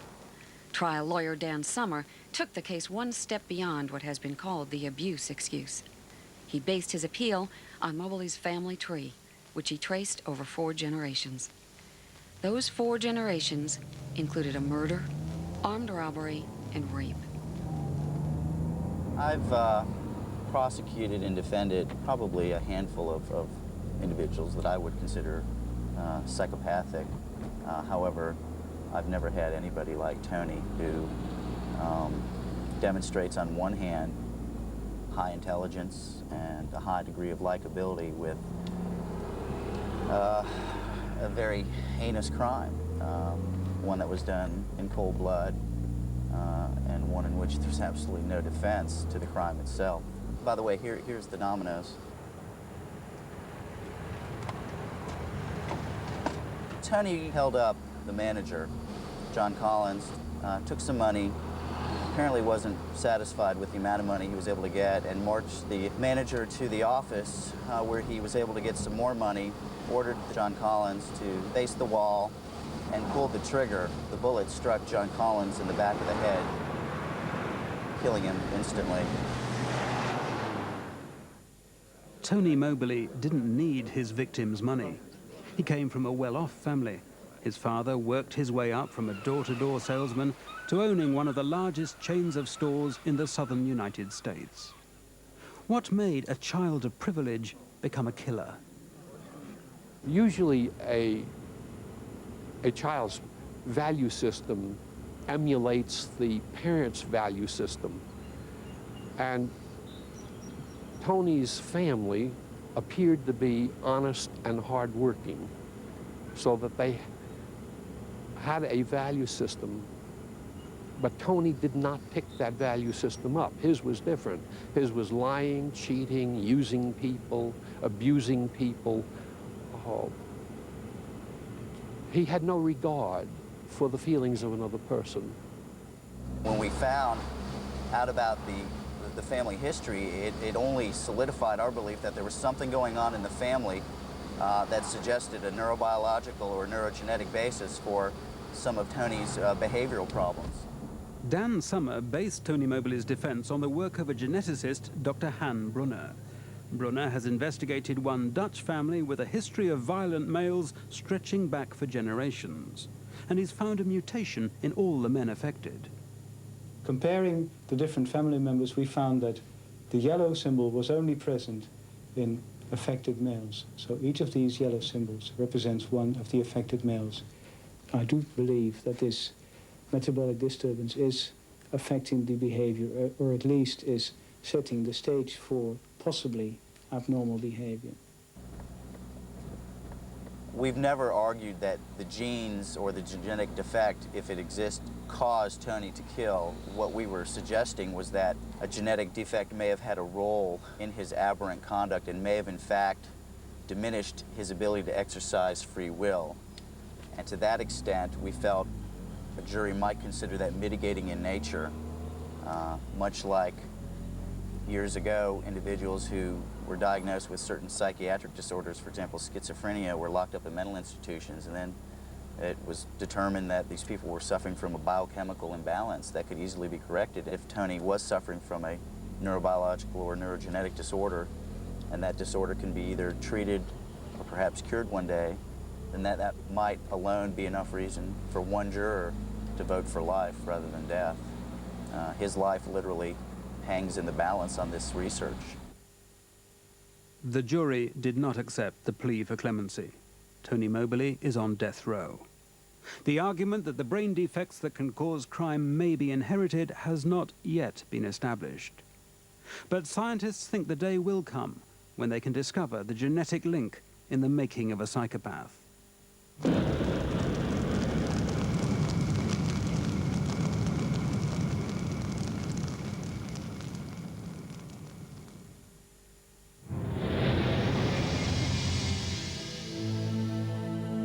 There's one category of violent crime where the biochemical link is stark and clear.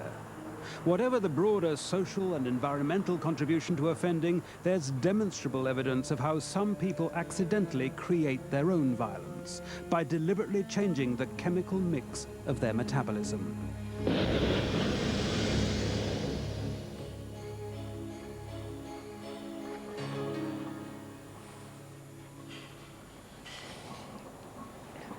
The reason why I took anabolic steroids was so that I could get bigger and stronger. It seemed that the more steroids you took, whether it was true or not, the better they worked. And the popular word stacking came to be, where you would stack different drugs. Before you knew it, at one point I was taking 14 different steroids at a time, 7 injectables and 7 orals. And basically, you're trying to look for that magic elixir, that special combination that will put you over the top. It's hard to be certain exactly what the mechanism is by which anabolic steroids may change behavior.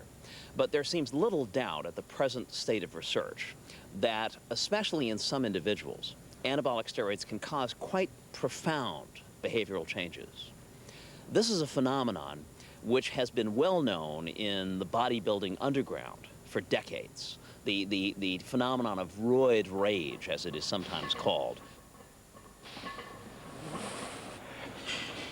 In several of the cases, the individual had no prior psychiatric history, no prior history of violence, no criminal record, went on steroids, experienced a Jekyll and Hyde personality change, and then, either impulsively or even with premeditation, committed some aggressive or violent act that was completely uncharacteristic of his normal personality.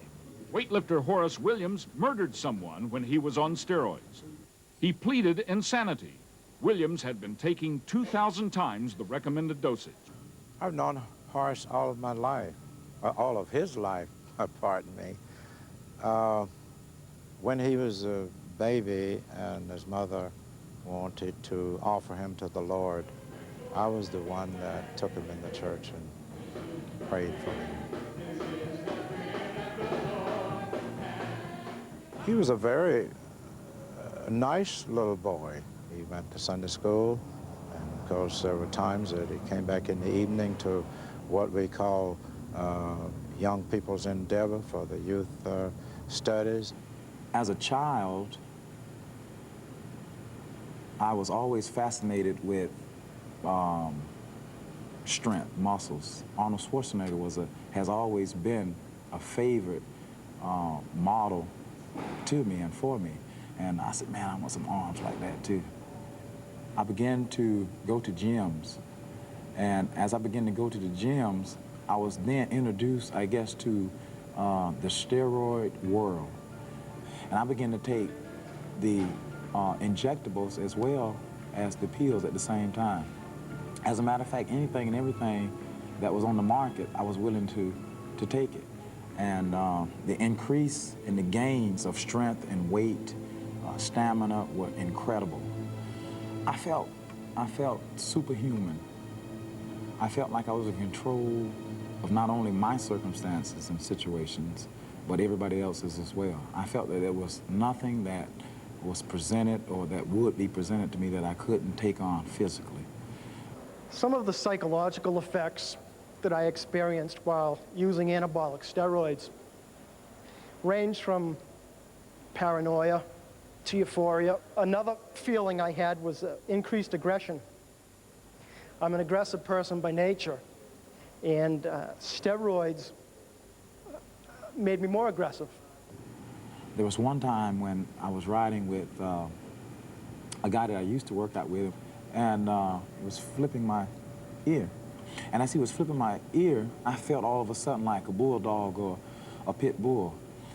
So finally, I pulled his arm up front where I was at, and I bit down on him, and I began to shake until the guy in the back seat began to scream. He was screaming in pain. He was in agony.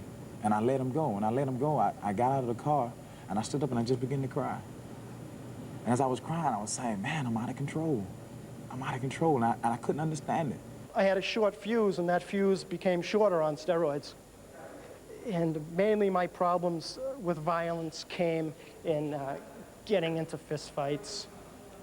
I worked as a bouncer, so I could legally get into problems on the weekends without any fear of police action or anything like that. On the way home, there was a guy standing on the side of the road. He was a hitchhiker. And I don't know who said, but the suggestion was made, let's pick that guy up. And there was no intention, there was no statement of any harm or danger coming to the guy. Just drop him off out there, make him strip naked, and leave him out there naked, and drive out with his clothes, and then we'll have something to talk about tomorrow. That was the purpose, that was the plan. So all of a sudden now, I become aggressive. And when he put up resistance, the rage came all over again. I was the one that handled him. We tied him up, and yeah, we punched him a couple times, we kicked him a couple times, played with him with the car, and drove back and forth with the car. It was like I was in a trance. It was like it felt like I was high. And you know, the funny thing about a lot of what happened, I had no memory of detailed events. As a matter of fact, I didn't even know that he had died. The thing that grabs me is how in the world could something like this happen to me? How could something like this take place in my life? Because I still can't believe that was me. I still can't believe that. Because it was like two different people, two different personalities. And then there's no clear memory of the events that took place. What we do not understand at this point in time is why some individuals would be so responsive and others not. It does not appear to have anything to do with their prior psychiatric history, with their family history, with the levels of testosterone in their system. My hunch is that it is some sort of biochemical sensitivity that some people have and some people don't. One theory is that anabolic steroids lower the level of one of the brain's neurotransmitters, serotonin. Serotonin, as well as giving us a sense of well-being, acts as a dampener or a brake on a whole range of instinctive behavior, including, critically, aggression. Studies of impulsively violent offenders show that their serotonin levels are very low. Certainly one of the best replicated findings is that violent impulsive offenders have low serotonin levels. And in fact, low serotonin is also found in suicide cases, people who internalize violence on themselves. We know that high self-esteem raises serotonin levels. We also know that low self-esteem and low ranking in the social hierarchy results in lower serotonin levels. What low serotonin does is stimulate you to become impulsively violent. If you're impulsively violent, people around you get scared of you, and perhaps your social dominance may increase, your ranking in the pecking order may go up. So people have speculated that low serotonin may be an adaptive mechanism to help you get further up in the pecking order.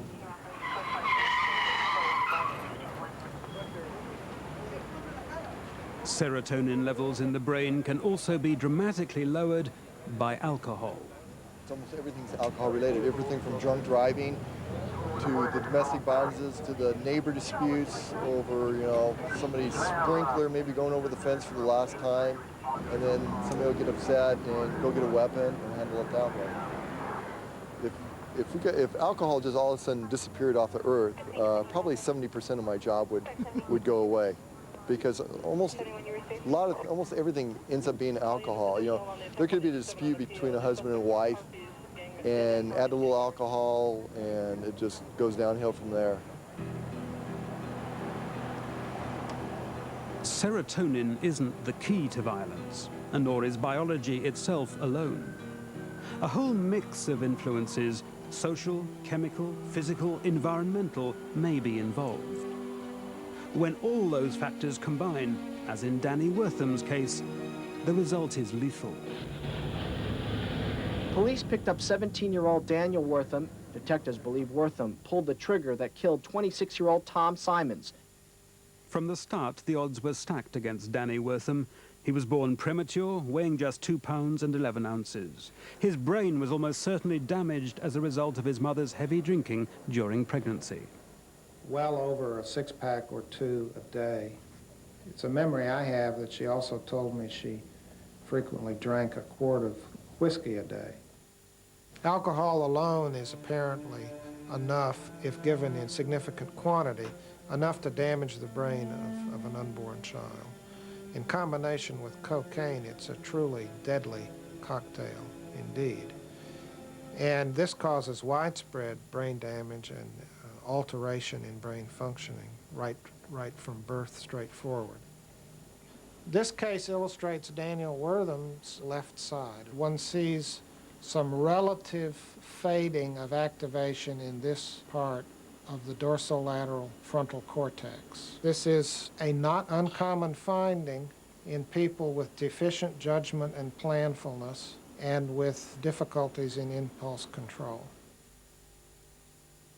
Danny's 16-year-old mother never wanted a baby and had tried several times to abort him. Discharged from the hospital, she never even collected her newborn son. The rejected baby was farmed out to a succession of relations and nightmarish foster parents. These are 4 rhesus macaques who were clinging to each other because they've been deprived of their mother. The females, in turn, become very bad mothers. Amongst both males and females, their social behavior is very disrupted. What we think is that if you disrupt the mother-infant bonding process early in life, the child will grow up to become what we call an affectionless psychopath. In other words, they won't have the same affectional bonds and empathy that most of us have for other people. Why? It's because we think that process is learnt quite early in life, during a critical period, roughly speaking from the age of 6 months to 18 months. So if there's disruption between the mother and infant during that critical period, the infant may be less capable of developing and learning social bonds. If I lack social bonds with somebody else and I don't have empathy with the individual, I may be more likely to stick a knife in them to get something that I want because I don't care at all about them as a person. At the age of 5, Danny Wortham tried to burn down a relative's house. At 14, after a history of violence at his many schools, he was on the streets selling crack cocaine. 3 years later, Danny was arrested for murder. It's especially when you get a combination of both birth complications combined with the early maternal rejection, that's when you get a really big increase in violent criminal offending 18 years later. It's almost like a catalytic reaction.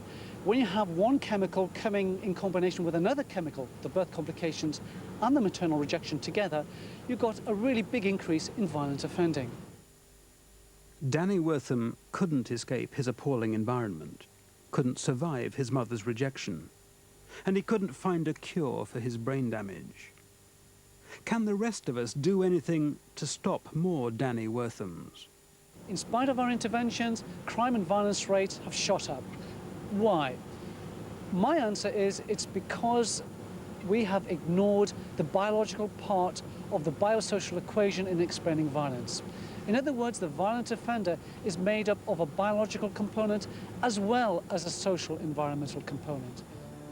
Some criminologists are suspicious of biology as offering an apparent cheap, quick fix for crime, open to abuse by politicians and an excuse to avoid tackling the social causes of offending. In fact, the new biological insights into crime argue for a social solution.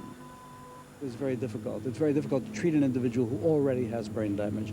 And so the preferred pathway would be some prevention. And the prevention would be some very careful attention to the pregnancy and delivery of babies. It's the best, by far, the best investment the society can make. Research has proved the connection between violent crime, birth complications, and maternal rejection. If we can break one link in the chain, the dividends could be colossal. Knockout birth complications will knock out violence, and we're predicting we could knock out about 18% of all of violence. That may not sound a lot, but bear in mind that 1% of violence accounts or costs society $1.2 billion. Also bear in mind that we have had no successful intervention which has successfully reduced violence by even a few percentage points. What do we do? Well, here's one strategy. Why not give better antenatal and perinatal health care to underserved inner-city mothers? If that could help reduce the rates of birth complications, we think that would reduce violence.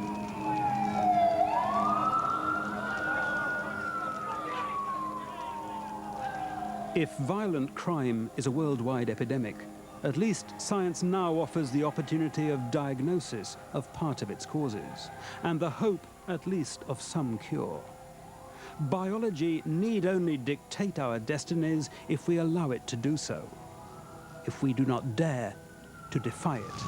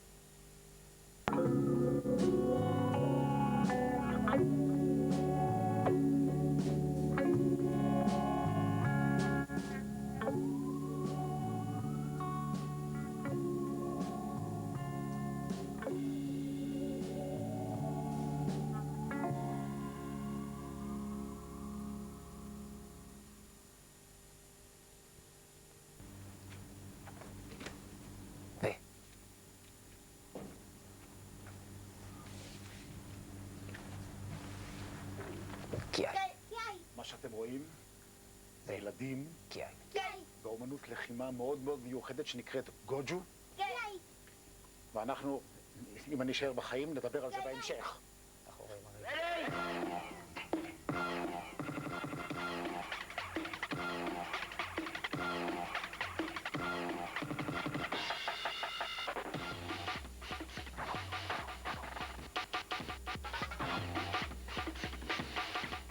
ראיתם אז אנחנו עושים הכל, ניגשים לפה, לוקחים כיסא, מביאים, וגם אני לא מספר לכם מה יהיה בתוכנית. ערפדים ומכשפות יבקרו כאן היום, אבל יהיו גם לוחמים בשיטת גוג'ו, כמו שראיתם, גוג'ו ריו, שאין לי מושג כרגע מה זה, אבל ביחד איתכם נגלה. עוד יגנו עלינו מפני ערפדים, סגנית מרת ישראל, משהו שרירי ביותר. המכשפות לא מדאיגות גם את ירמי אמיר, שכאילו כלום הגיע עם פינתו הרגילה, וגם לא את גיל נדר שפתח את הארוחה יפהפייה בגלי הרבה אורחות. ועכשיו, המכשפות זה סתם... מה זה היה?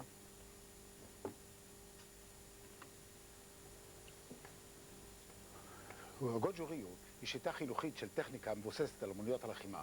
במחקר שערך דוקטור ישראל קים התברר שאמנות הלחימה הזאת מרגיעה ילדים קשיי חינוך ואגרסיביים. דוקטור ישראל קים וירון בנימיני, שהוא מנהל המכללה על אמנויות הלחימה, נמצאים פה מולי. שלום לכם. שלום. אני קודם אמרתי מכשפות, אני רגיל מילדות, היה נדמה לי שעבר פה משהו מלמטה. לא עבר שום דבר? לא שאנחנו ראינו. אוקיי.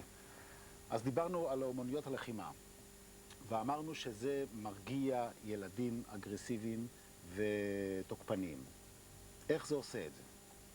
אתה עשית את המחקר. קודם כל, זאת עובדה.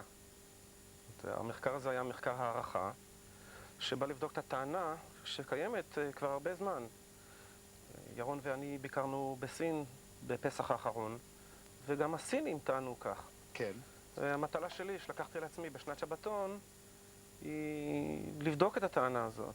כקרימינולוג אני יודע שיש קשר בין עבריינות של ילדים לבין עבריינות של מבוגרים, שנעשים מבוגרים.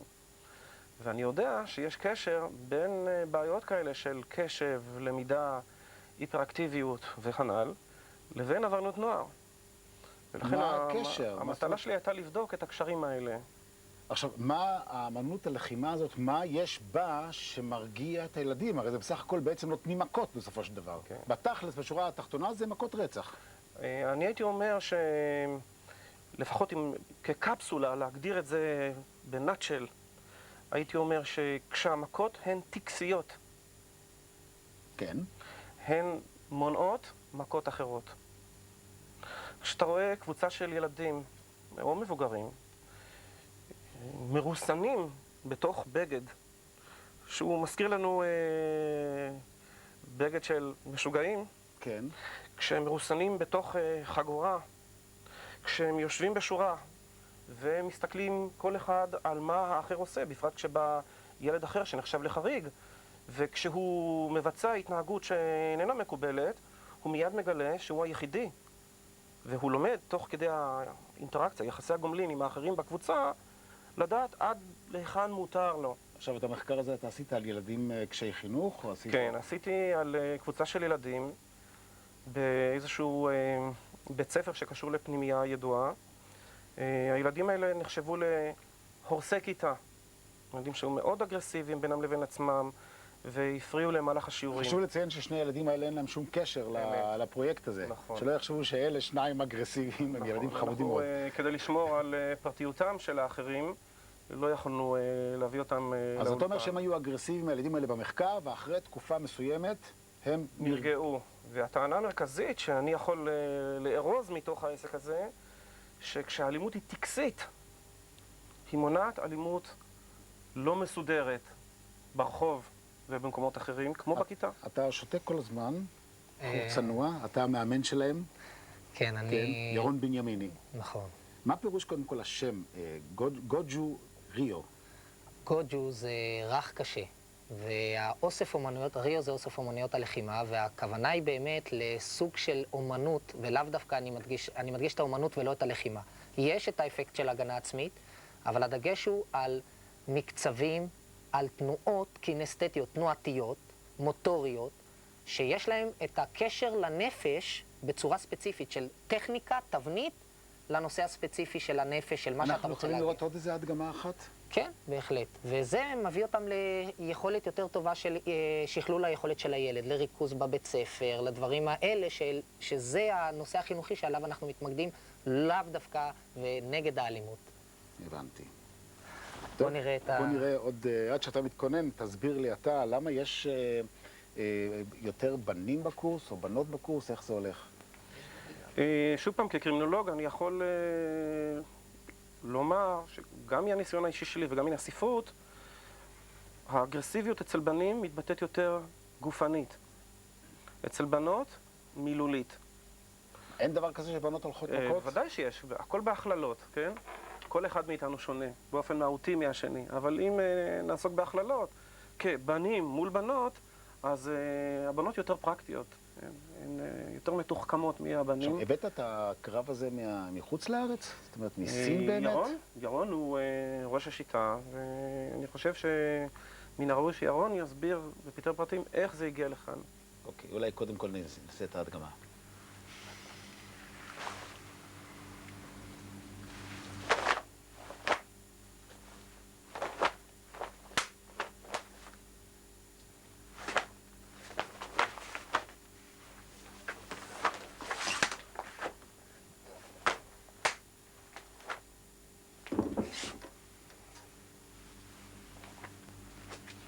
אני רוצה שנראה את הילדים עושים את האפליקציה, את המשמעות הקרבית של מה שהדגמתי. יוי, ניגע ישימאס. מאי? להתקיף. יפה.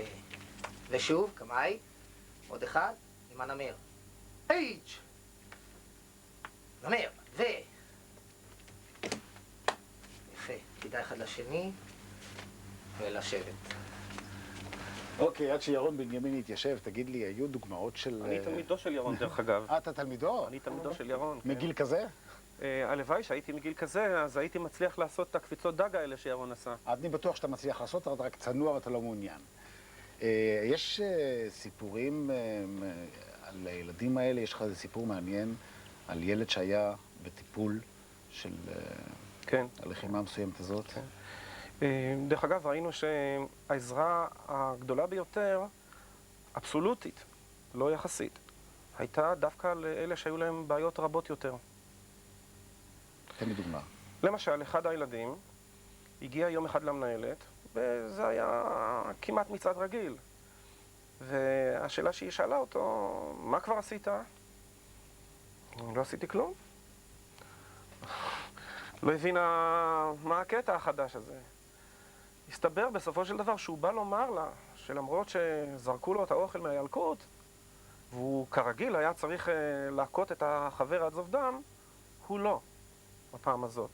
והוא בא להודיע על כך, שהוא התאפק.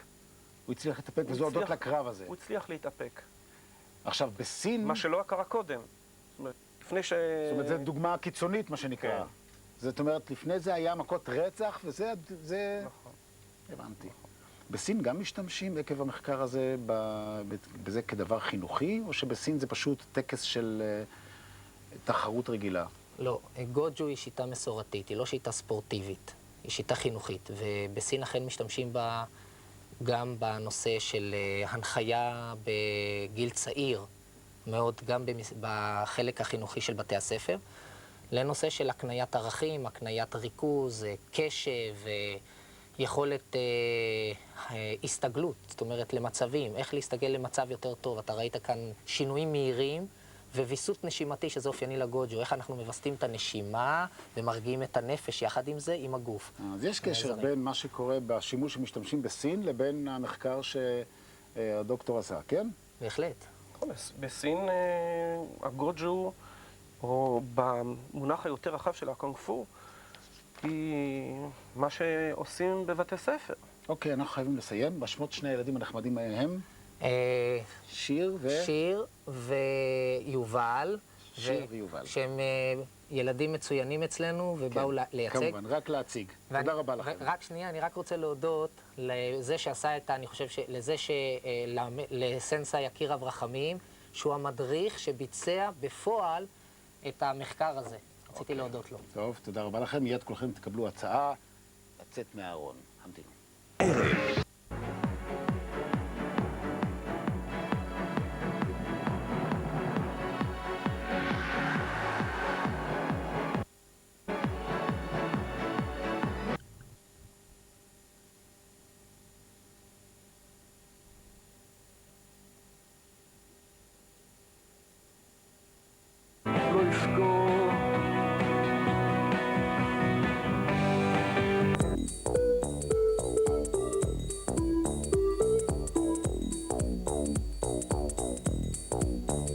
זה נשמע אולי פרדוקס, אבל הגוג'ו ריו היא שיטת לחימה שמצליחה להפחית באופן ניכר אלימות בין ילדים ובני נוער. נמצא כאן ירון בנימיני, גרנד מאסטר בגוג'ו, וגם דוקטור ישראל קים, ראש המחלקה לקרימינולוגיה במכללת בית ברל. שלום לשניכם. וירון, מה זה בכלל הגוג'ו ריו? אני אומרת את זה נכון קודם כל? גוג'ו ריו, גוג'ו. כן, גו זה קשה, ג'ו זה רך. הייתי מכנה את זה שיטת לחימה שהמשמעות היא לחימה כאומנות, וזה שינוי בין מצבים, מעין coping strategy, אסטרטגיית התמודדות שמעוגנת בפילוסופיית חיים, שמאפשרת שינוי בין מצבים, הסתגלות, איפוק, גמישות מחשבתית. ורפרטואר של תגובה למצבי יום-יום. עכשיו, אם אנחנו תכף נראה את ההדגמה, אנחנו נבחין בהבדל בין שיטת הלחימה הזו לשיטות לחימה אחרות שאנחנו כבר מכירים? כן, א', השיטה היא רב-תחומית, היא אינטרדיסציפלינרית, שזה אחד הייחודיות שלה. היא מאפשרת התאמה של היכולות של הבן אדם למצבים שהוא נתקל בהם. היא מלמדת דרך התנועה הקינסתטית והתנועה הפנימית גם, השינוי הפנימי שנערך כתוצאה מהשינוי החיצוני, אפשרויות של תגובה שונה למצבים שונים, בעידון. זאת אומרת, יש עוקץ באסתטיקה, אבל יש הרבה אסתטיקה מעבר ללחימה, ובזה גם אנחנו ייחודים, אנחנו מעקרים את הלוחמנות שבלחימה. כלומר, לומדים איפוק, לחשוב לפני כן, לנשום עמוק לפני שמכים. לא, גם בהכאה אנחנו לא מכים, אלא יש ביקורת ושליטה לאורך כל הדרך, כולל הסופית וגם ההתחלתית, ויש שיקול דעת לכל העניין הזה, גם אמוציונלי ולא רק קוגניטיבי. ודוקטור קים, אתה שלחת את בנך ללמוד את שיטת הלחימה, התאהבת בזה, גם אתה בסוף למדת, אתה דן 2, נכון? נכון. לוחם, אבל זה עניין אותך גם מעבר, והחלטת לחקור את איך בעצם שיטת הלחימה הזו באמת מביאה להפחתה ברמת האלימות אצל הילדים. מה גילית? נכון, אני בא מאקדמיה, וראיתי שאם נתייחס לגוג'ו כפילוסופיית הדאואיזם הסינית של יין יאנג, ונשליך אותה על הפסיכולוגיה העכשווית, הפרוידיאנית מצד אחד, שנותן את האפשרות לפורקן. אבל פורקן לא אלים כסובלימציה מצד אחד. מצד שני, אם ניקח את כל הגישה הביהביוריסטית, שאומרת, אתה יכול להתקדם על ידי מקל וגזר. אז למשל, יש כאלה הטוענים, למשל בגישה המסורתית של בית הספר, שאומרים, בית ספר טוב, זה הילדים פראי אדם. והגישה הרדיקלית אומרת, לא, ילדים טובים, זה בית הספר שלא מצליח לעניין אותם. ואתה ממש עקבת על ילדים, אחרי ילדים עם בעיות אלימות מוכרות? אנחנו הגענו לבית ספר שמקבל הרבה מאוד תגובות שליליות מחלק ניכר של הילדים שלומדים שם, והתבקשנו לטפל בהם. ואחרי כמה זמן ראיתם תוצאות? חצי שנה. חצי שנה לקח, והילדים ממש הפכו... באופן אינטנסיבי. חלק מתוכנית הלימודים, וגם אחר הצהריים במועדון קהילתי. עכשיו, אתה מכיר בטח גם שיטות לחימה אחרות, וגם על ג'ודו אפילו, יש שאומרים שזה מלמד את האדם לאיפוק, לא לתקוף ישר את הבן אדם שמולו, אלא להרגיש ביטחון ביכולות שלו. במה זה שונה משיטות אחרות? קודם כל, אני חושב שאני יכול רק להגיד את מה שאני עשיתי, ואני חקרתי את הגוג'ו, ולא את הג'ודו או סגנונות אחרים. אבל בעיקרון, אני חושב שכבר ירון עמד על השינוי שהכנסנו כאן כשיטת חינוך. אנחנו עוסקים באומנות. אנחנו לא עוסקים בלחימה.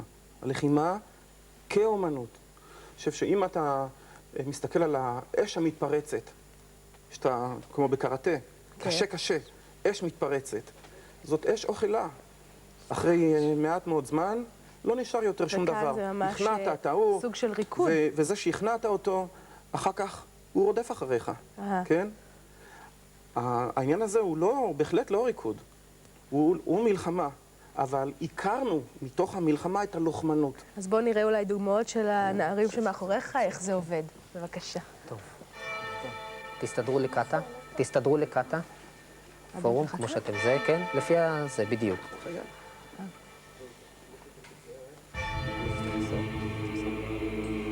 אני יכול להסביר? טוב, מה שנראה עכשיו זה הפורום, הסגנון תנועה שמאפשר מחשבה ואמוציה תוך כדי. אז עכשיו הם חושבים? עכשיו הם מתחילים. הם עכשיו יתחילו, כל אחד עם עצמו, בהתייחסות למרחב. אנחנו חייבים להתחיל, כי בסוף לא נראה את התרגיל. עכשיו, קדימה.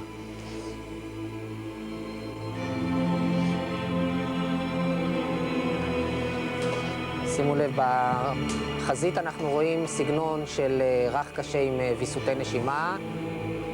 הילדים עושים את הדרקון הקטן, שזה הדמיות, ואנחנו משתמשים במטאפורות בתוך השיטה כדי לאפשר גמישות ועבודה עם הקורטקס, כך שהחוויה האישית תהיה יותר עמוקה. והם ממש מתואמים, כלומר, זה תרגילים מתוכננים. נכון, ועכשיו יש לך, מתוך התרגיל המתוכנן, תרגיל חופשי. וימה, ושימו לב שיש ביקורת לכל אורך הדרך, זוגות. עכשיו אנחנו נעשה את האפליקציה המשמעותית. תדע? קמאי, מוכנים? היי, זוז. אחת, כל אחד עושה את התרגיל שלו בהתאם למצב. עכשיו, לחזור. הכל כאן עדין מאוד, אבל בשעת הצורך הם ידעו גם להפעיל כוח? תמיד באסתטיקה יש גם את העוקץ, אבל העוקץ הוא עם שליטה ויכולות לביקורת עצמית גבוהה כל הזמן. ירון בנימיני, זוז. על רקע ההדגמה הזו אנחנו ניפרד. תודה רבה לך, וגם לדוקטור ישראל קים, תודה רבה. וגם כמובן כל הילדים, שאתם נהדרים. תודה. וקרוליין, אנחנו הזכרנו כבר בתחילת התוכנית את ה...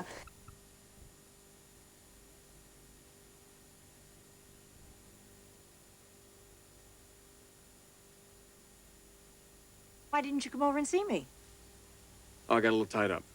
Oh, yes, I imagine you did. How did you like your welcome home surprise? You mean... Brooke, of course. She was there waiting for you, wasn't she? Yes, she sure was. Look, I want to talk to you about that. Well, why don't the two of you come over and I'll fix you some coffee? She's not here. All right, then you come over.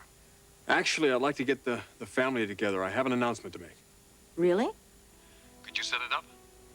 Well, when did you want to do this? Immediately, over at Dad's office? Well, yes, of course. I'll take care of it for you. Great, thank you very much. I'm glad you're home. I missed you. Thanks, Mother. Bye-bye. An announcement. Well done, Brooke. Well done.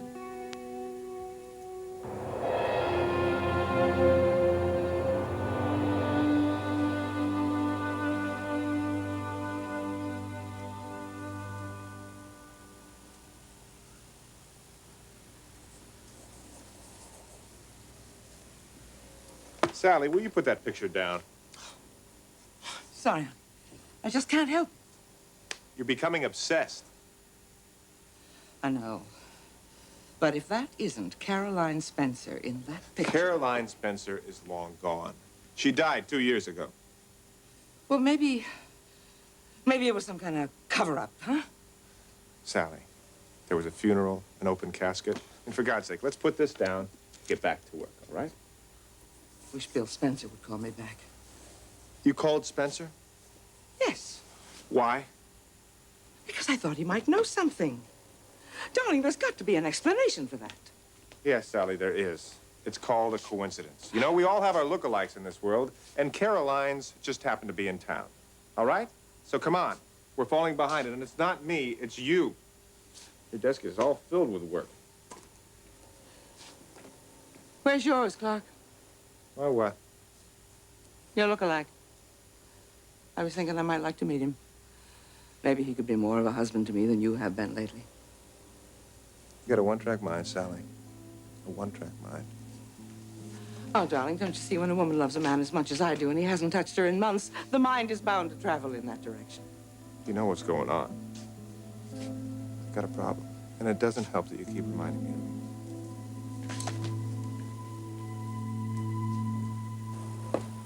Really? Oh my gosh, poor Clarky. I thought he'd be over that by now. Yeah, poor Clarky. Macy, do you think he's lying? Darla, it's Clark we're talking about. What do you think? I don't know. I mean, if Clark really had a sexual problem, he would be freaking out. That guy's whole identity's wrapped up in sex. Macy, there is a way that we could find out. How? Put him to the test. No, that won't work. Mother already tried that. I haven't tried that. You want to find out if Clark will perform? You let me perform. I'll find out for you.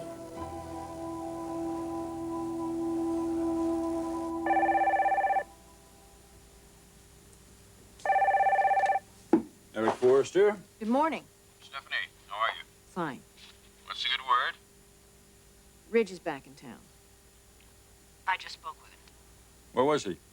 I don't know. The conversation was very short, but he'd like to have a meeting with the whole family. He would. Yes, he'd like to do it this morning in your office. Why? What's it about? Well, I don't know for sure, but I have my suspicions. Have you seen Brooke this morning? No. I think that she spent the night with him last night. Well, he wants to make an announcement, so you best prepare yourself, Eric.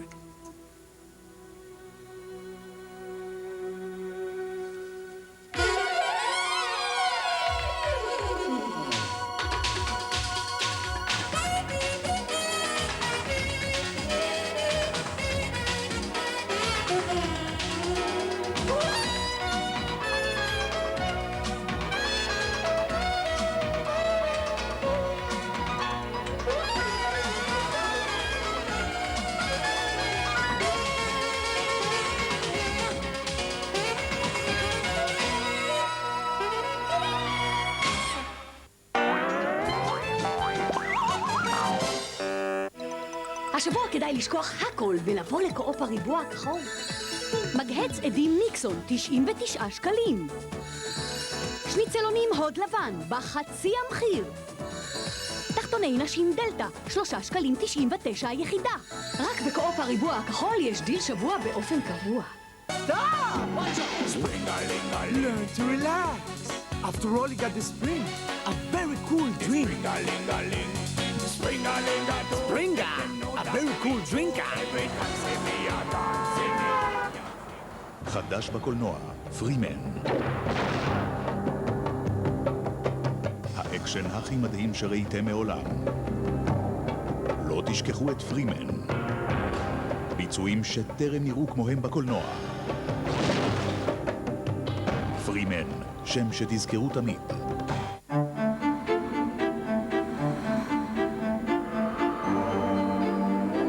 אמינח, המזרן היחיד עם המרכז הבריאותי, תומך בחלק הרגיש של עמוד השדרה. אמינח, מאז שנולדת, לא ישנת טוב כל כך. פתאום באמצע עיר גדולה, זרקה לי מבט. היה לה אייסטי בעיניים, עיניים של אייס, ונתפסתי,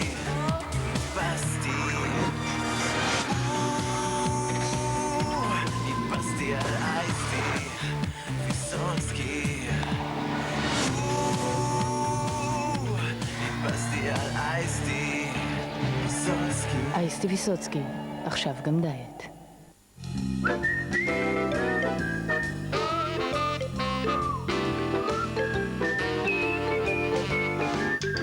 שומרת הזורע, רק ראיתי טובים. אוקיי, ארבעתכם, סדרו שלשות, אתם יוצאים הביתה. בלונדי, תצטרף אליהם. קיבלת צ'ופר. פריגת מציגה, מבצע נועז בעורף המקפיא. קונים 4 קפואים של פריגת ומקבלים כפול נוסף, מתנה. אורל ספרינג, 16 קפיצים לניקוי אישי של כל שן.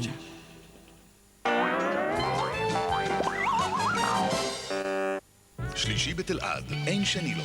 ב8:30 רמת אביב ג', סדרת הדרמה הגדולה מכולן. מסתבר שאתה שפן לא קטן. ב9:15 פחות או יותר, יותר בידור, יותר פרסים, יותר הפתעות. וב10:15 מיטב התוכניות של החמישייה הקאמרית. באמת סליחה שאני חיה אולי גם כן? שלישי בתל-עד, שיאים של אמצע השבוע. מחר. אתה יצאת עם ליעד? אתה לא יודע שהיא אמורה לצאת איתי? הפוך. אני לא התחלתי איתה. היא התחילה איתך? הפוך. ביחד. ביחד? זאת אומרת הדדי. כן, בדיוק, הדדי. טוב, אז אני יכול להגיד לך רק דבר אחד. מה שמתחיל הדדי, נגמר חד צדדי. הפוך. רביעי הגדול, שידורי קשת מחר. אנשי השנה 96. תתקשרו לבחור עכשיו. הגרושה שלו. הילד שלו. What are you doing here? I'm your son. האהבה שלו. וטוני שלנו. בהדסון סטריט, בימי חמישי, ב8:30. חמישי. הפרסומת העברית הראשונה מתחת למים. אף אחד לא יצא יבש.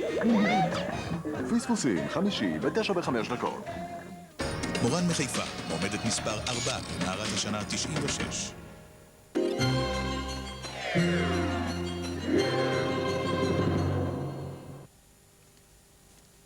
Did you get in touch with Thorne and Felicia? Yes, they're on their way over. Do you think this has to do with Brooke and Ridge? She was there last night when he got home. He wants to have a meeting this morning with the family. Stephanie, the whole reason he left town was to give me and Brooke a chance. Yes, but he's back, and she's very determined. Eric, She wants Ridge. Do you honestly think that Ridge would go through with something like this after all the trouble he's gone to? Well, what do you think this is about? Well, it could be any number of things. If Ridge is still determined to stay away from Brooke, maybe he wants to leave town. Maybe he wants to work out of Europe for a while. I suppose that's possible. Are you certain that Brooke spent the night with him? No. But she didn't stay at the condo either, did she? No, she moved out yesterday. And in with Ridge. Eric, I don't want to be the one that's the bearer of bad news, but I think you should prepare yourself for the worst. Look, I'll say this one more time because I still believe it. If Ridge were out of the picture, I would still have a marriage. It takes two to make a marriage. Brooke and I would have had a wonderful marriage if Ridge hadn't been an option.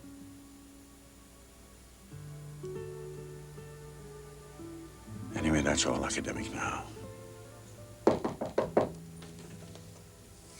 Hey there. Mom, Dad, what's going on? What's this big proclamation we're supposed to hear?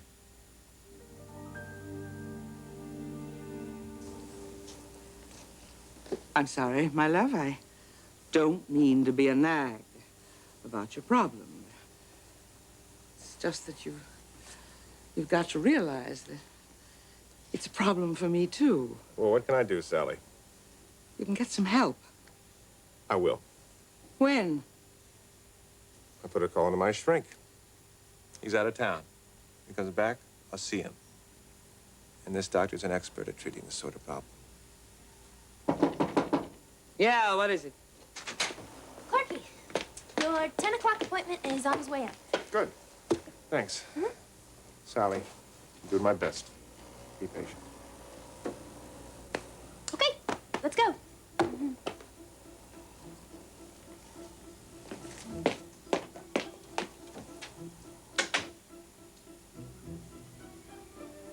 Throwing the fact is, we're not certain what this is all about. I didn't even know that Ridge was back. He got home last night. Where was he? I don't know. Any guesses? Well, he was probably at some incredible villa on the Italian Riviera and decided he wanted to live there. I think that's possible. Mm-hmm. No, guys, not Ridge. He would have just stayed and phoned us. Here's my fax number. Keep in touch. Exactly. No, if Ridge is back and he wants to talk to us, well, it has to involve a woman. No doubt about it. Dad, where do things stand with Brooke? She moved out yesterday. Where's she living? She moved into Ridge's place.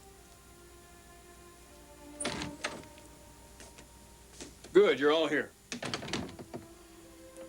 Let's get to it, shall we?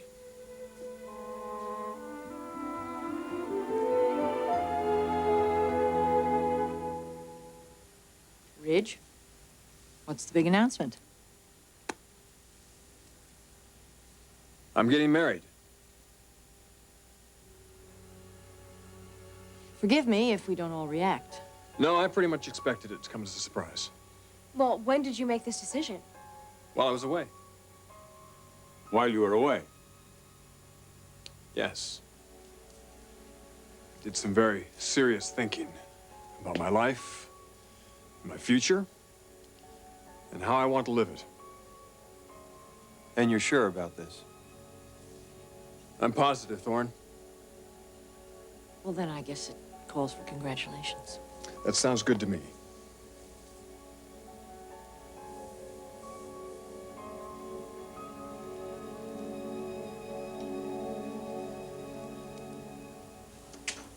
Sounds like you and Clark were into something heavy. Oh, you know how it goes sometimes in a marriage, honey? Yeah, well, I know how it goes in my marriage. Then don't question me about mine. I just hope you know what you're doing. Well, I will tell you one thing. I know what I'm going to do about this. About what? The picture with the Caroline Spencer look-alike. Mother, I could care less about that picture. What I am worried about is you and what you're going through and how you are dealing with this or not dealing with it. Oh, darling, please, don't worry about me. All right, then I'll worry about myself. Now, come June 25th, this family's business, half of it falls into the hands of a man that I don't trust and I don't particularly care for. But you see, my darling, I do care about him. I love him very much. Now, you are just going to have to learn to live with that, Macy. Clark is a major part of this family business, and he is a significant part of my life, and he always will be. I hope to God that's true. I hope to God that for your sake, Clark is still a part of your life after June 25th.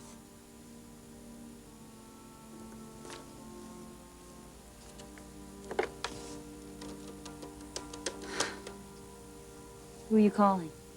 Bill Spencer. And this time I'm going to talk to him.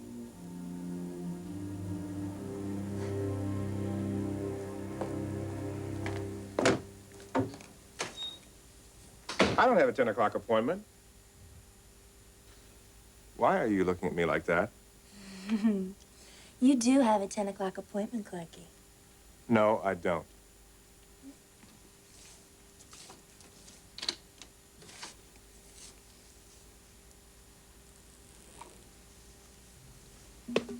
Uh-huh. Oh, yes. You do. Darling, what are you doing? Just slipping you out of something a little less comfortable. Darling, this was a clever ruse, this appointment, to get me in here alone. Worked pretty well, didn't it? Hasn't yet. Well, Clarky, I think we're moving in the right direction. Okay, darling. What is it with you? Well, I've been watching you, Clarky. Day after day. It's been a long time, hasn't it? And you know something? It's been a long time for me, too. That I doubt. It has. Ever since I heard about your little problem, I just thought maybe Sally told you about my problem. Now, this upsets me. Clarky, I am not going to tell anybody. In fact, I am going to do just the opposite. I'm going to help you. Because you see, Clark, I've been kind of saving myself for you. Your little problem is about to end.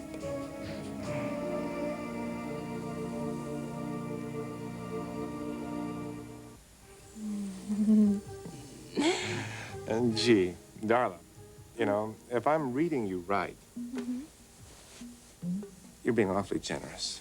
Clarky, I'm not like this with everybody. Just me, huh? Interested?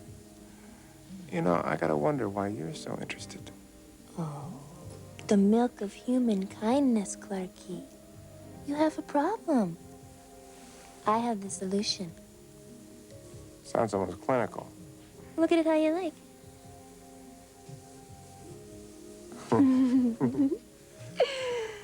What have you got in mind? Well,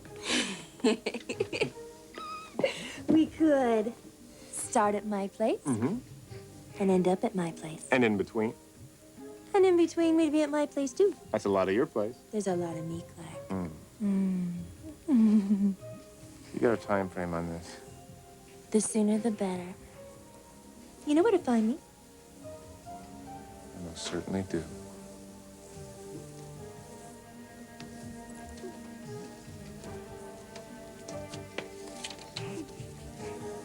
But don't you take too long now. Because this mood, I don't know, it kind of comes and goes. You know what I mean?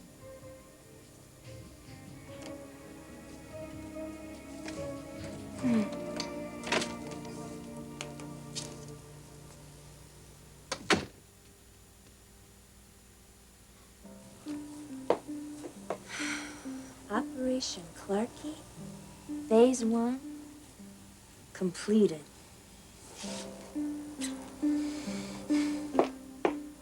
Mother, what could you possibly say to Bill Spencer? I don't know. I'm going to make it up as I go along. But I have got to talk to this man.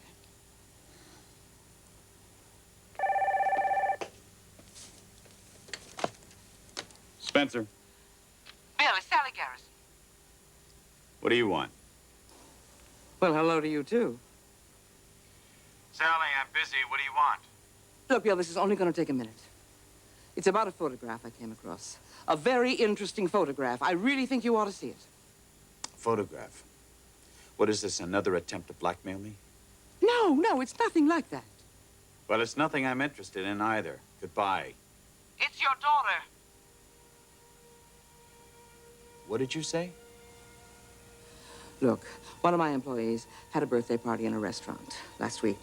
There were a bunch of photographs taken, and I was looking them over. In one of those photographs, Bill, there is a woman standing in the background that looks more like Caroline Spencer than Caroline herself. What the hell? What kind of sick person are you?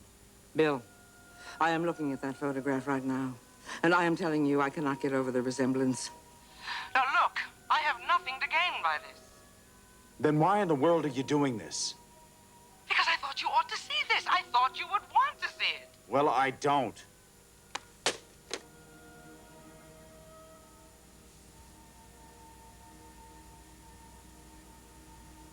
Oh. Couldn't be. Karen? No. It's impossible. Well, I don't think the moment calls for a big celebration, but why don't you and your fiancé come home for dinner tonight? Tell me something, Rich. How can you plan to marry her when she's not yet divorced? I see we need some clarification here. Clarification? Thorne, why don't you and Felicia take Rich out for a glass of champagne? No. Stephanie, I want an answer here. Eric. No, it's all right, Mother. He deserves an answer. Dad, the woman I married isn't Brooke. It's not? Who is it, Ridge? For the last week, I've been with a person I've grown very close to. Woman I've taken for granted, I guess. But someone I rediscovered in the Virgin Islands, where we spent a week. A week that you usually only experience in dreams. But this wasn't a dream. I feel very, very deeply for this woman, and I'm ready to marry her. I want to marry her. The wedding will be in a few weeks. Well, who is she, Rick? Taylor Hayes. Taylor? I don't believe it. I do. Well, congratulations. Rich, Oh I my can't believe God. this. You are marrying This is Taylor so Hayes. incredible. That's great, Rich. Oh, in just a few weeks? Yeah. Do you have everything planned? Well, Where are you I gonna met go? her. Oh my God. You were When are you getting married? One other thing, Dad. Remember Vicky from our infirmary? Sure, what about her? She'll be getting married. Oh, good. Well, give her congratulations for me. She'll also be leaving us. She will. I'm sorry to hear that. She's been with us for a long time. Well, we'll need a replacement. I guess you better put Thorne on that. I'll get right on it. Rich, I'd like to talk to you. Yeah, I've got to get these orders down. Rich, wait.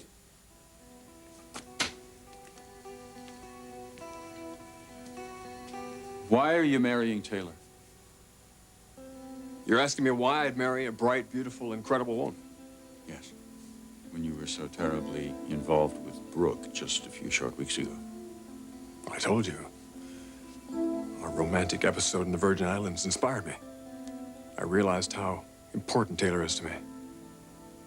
That's the entire explanation? Because I haven't been able to stop thinking that maybe you were doing this for me. Marrying Taylor so that Brooke would stay with me. Yeah. See you're reading about your favorite magazine again. Actually, I'm reading one of Caroline's editorials. You know, the reason Eye on Fashion was so successful is because of her wonderful opinions. Wonderful opinions about fashion? No, not just fashion. Caroline wrote about the trends in women's lives. Oh, I didn't realize that. Oh, yeah. Like right here, she's writing about how difficult it is for women to balance career and family. She felt that every woman had to make her own choice. And she couldn't bend with societal pressure. That having it all is having what's right for you. Well, that makes sense, I guess. It does. I mean, everything Caroline writes about makes sense. It's like she's speaking of all the things I've always thought about. You know, Caroline writes here. It's perfectly all right. You were right the first time. Caroline, you're the same. Well, not exactly.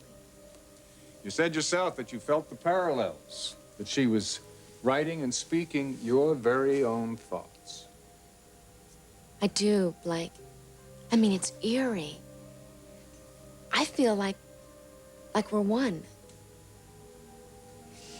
I feel like Caroline had something to do with you finding me. It's like she was guiding our destiny and our fate. I feel like I came to Los Angeles to take her place. It's like I came here to love Ridge. I am her legacy. You know, as much as I hate to lose you, Karen, I agree.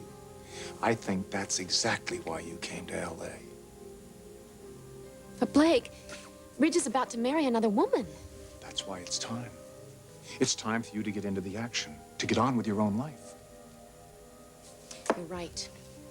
I'm gonna go over to Forrester, I'm gonna march into Ridge's office, and I'm going to tell him exactly who I am. I don't think that's the best idea. There's another step that you need to take first. Another step? Well, Ridge will be terribly thrown if you just waltz into his office and present yourself to him as Caroline's sister without some sort of proof. Proof? What kind of proof? Don't you think that he would find it very strange that you decided to contact him before your very own father?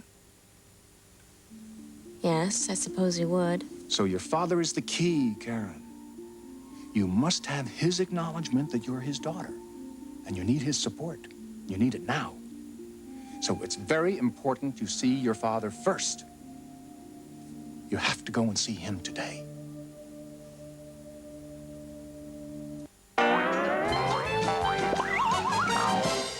כל אחד יודע שבסלקום אתה משלם הרבה פחות מאשר אצל המתחרה. בסלקום דיל עוד מחזירים לך כסף. קח טלפון איכותי ב-12 תשלומים וקבל החזר כספי מסלקום עד 720 שקלים לשנה. סלקום דיל, 177-022-1052. סלקום, מחזירים לך כסף. במקום שתפקירי את הגב של הילד שלך, תני לו ספאפה של המנח עם המרכז הבריאותי. ועכשיו מבצע, קונים ספאפה ומשתתפים בהגרלת חופשה ביורו דיסני לכל המשפחה. ספאפה של המנח. למיליוני אנשים בעלי שיניים רגישות בארץ ובעולם, זה כבר לא קורה. חם, קר, חמוץ, מתוק. סנסודיין המומלצת לשיניים רגישות יוצרת שכבת הגנה בין השן למקור הגירוי. ועכשיו סנסודיין במבצע. עוד שליש למי שרגיש. היריד הבינלאומי חוצות היוצר ירושלים. כולם יהיו שם. מיטב האומנים מהארץ ומהעולם במיטב היצירות. קרמיקה, טקסטיל, הדפסים, תכשיטים ועוד. ערב מופעים של מיטב אומני ישראל מ-13 עד 24 באוגוסט מהשעה 6 בערב. חוצות היוצר 96, הכי יריד שיש. אקוואפרש עם 3 הפסים. הפס הלבן נלחם בעששת, האדום מונע פלק, והכחול מרענן את הנשימה. אקוואפרש, הגנה משולשת לשיניים. כל היתרונות, כל החידושים, איך שלא תסתכלו על זה. אלקטרה, מספר 1 במיזוג אוויר. תראי את הכתם. נסי את זה. לא, זאת אקונומיקה. זה קליה, הוא בטוח לבגדים צבעוניים. קצת קליה על הכתם ולמכונת הכביסה. וואו, זה ממש נקי. כשאת פוחדת להשתמש באקונומיקה, קחי קליה. על אקונומיקה שומרת צבע. מקדונלדס מגישה ארוחת מקף לילדים.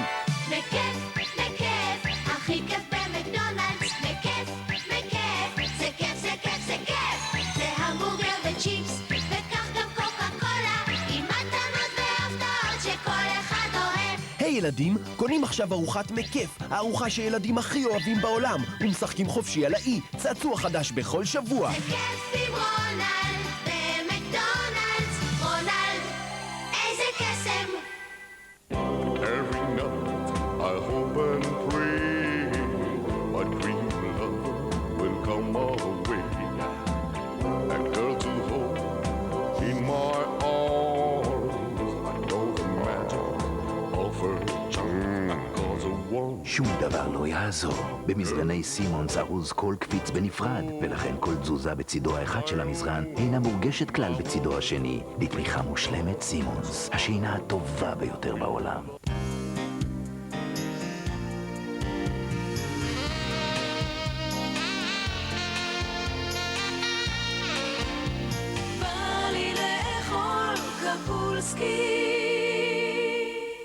זה לא סתם טירוף, זה סופרלנד! כל הכיף, כל היום, כמה שרוצים בכל המתקנים והכל בכרטיס אחד! בואו אחריי לסופרלנד! ראשון לציון מערב, קרוב לים! אל תקנה מזגן לפני שראית את אלקו הייטק, הרולס רויס של המזגנים.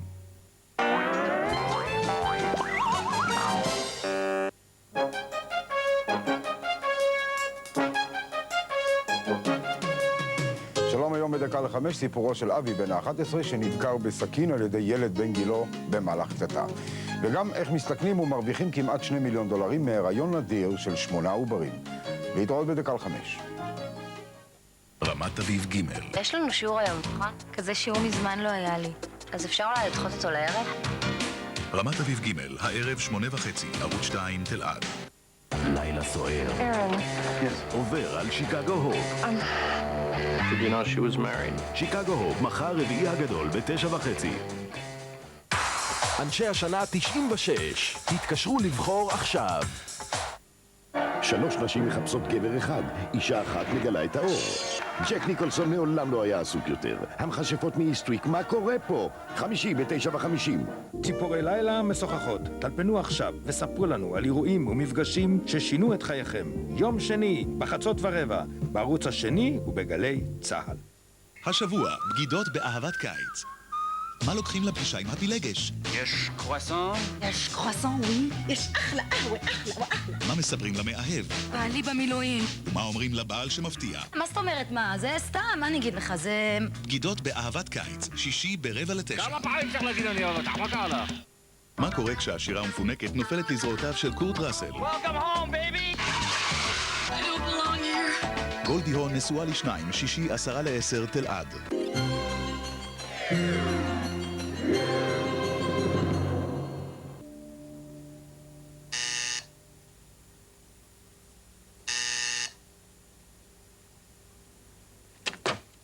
Excuse me, sir. What is it? I rang you on the intercom, but it must not be working. Jack Litt is on the line. I don't want to talk to him. But you told me to leave word for him to call you as soon as possible. He's returning your call. I told you I didn't want to talk to him. Yes, Mr. Spencer.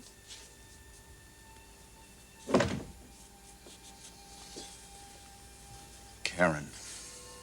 Kidnapped. Killed. Damn Sally Spectra. Stirring up the memories of the past. Well, she has no idea of what happened. No one has any idea. I'm the only one that does. The only one left.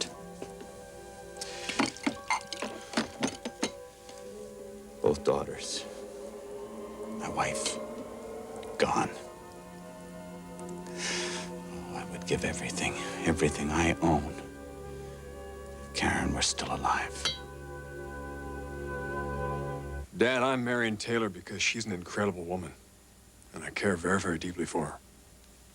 What about Brooke? I know my decision hurt Brooke, but it was the right decision. So you've seen Brooke. You've told her about this. Yes, she was there at my house when I got there last night. What was her reaction? She was stunned. When she left, she was even more upset than I expected. No, I haven't heard from her. I hope nothing's happened to her. Dad, Brooke is a survivor. She'll get through. Well, we mustn't underestimate her. Brooke has a great heart. When she loves someone, she doesn't get over it that easily. Which is why, deep in her heart, she loves you. I've always believed that, Richard. Why don't you call Judy? But Brooke is with the baby. Go see her. Dad, this is going to work out. We will be with the person that we're supposed to be with. You with Brooke, me with Taylor. We connect on every level. The way it was with Caroline? Yes, it's something like that. Connection of mind and of body. And of the heart? Yeah. And of the heart, too.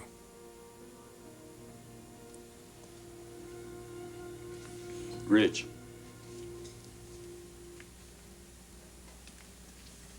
In that case, congratulations. Congratulations on your very bright future. On all of our futures.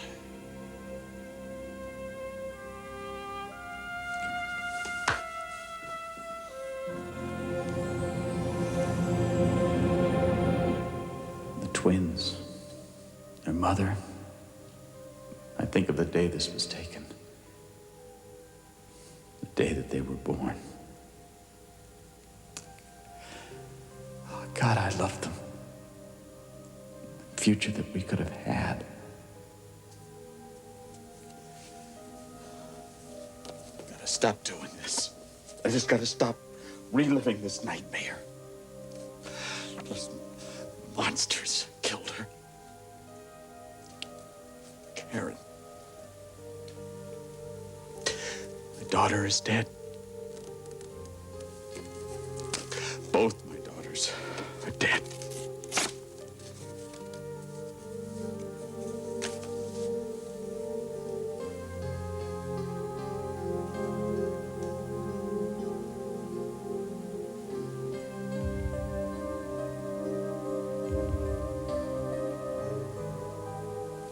Go see my father. Well, I don't know, Blake. I'm kind of scared of his reaction. He intimidates me. He's your father. Don't you think that he deserves to be the first one to know you're here?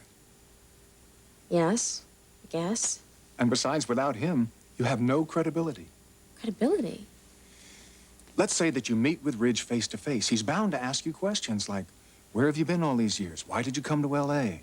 What are you going to tell him, that it's your fate, your destiny to have come here and fallen in love with him? Guess that does sound kind of weird. Well, you'd think you're crazy. And if you just bump into him and make it seem coincidental, he'll think that's a setup. He'll get suspicious, and he'll ask other kinds of questions. Questions that might lead him to me and our relationship. Blake, there's nothing improper about our relationship. No. You've been a perfect gentleman. You've never even touched me. We don't have anything to hide. I know, but you don't know that much about men. Do you really think that we could convince Ridge Forrester that nothing ever happened between us? I don't see why my father is so important in this. Because, Karen, he's the other side of your destiny. He is the reason you came to Los Angeles. Now, you've got to re-enter his life before you can truly get on with your own as his daughter, as Karen Spencer.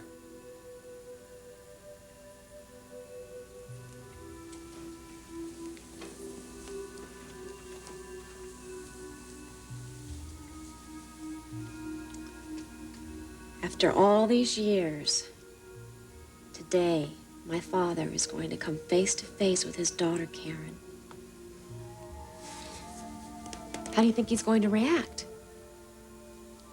I imagine it's a moment he's been dreaming about for years, but never really believed would ever happen. Come on, let's go. Oh, are you going to come with me? I'll drive you over there, but you'll see your father by yourself.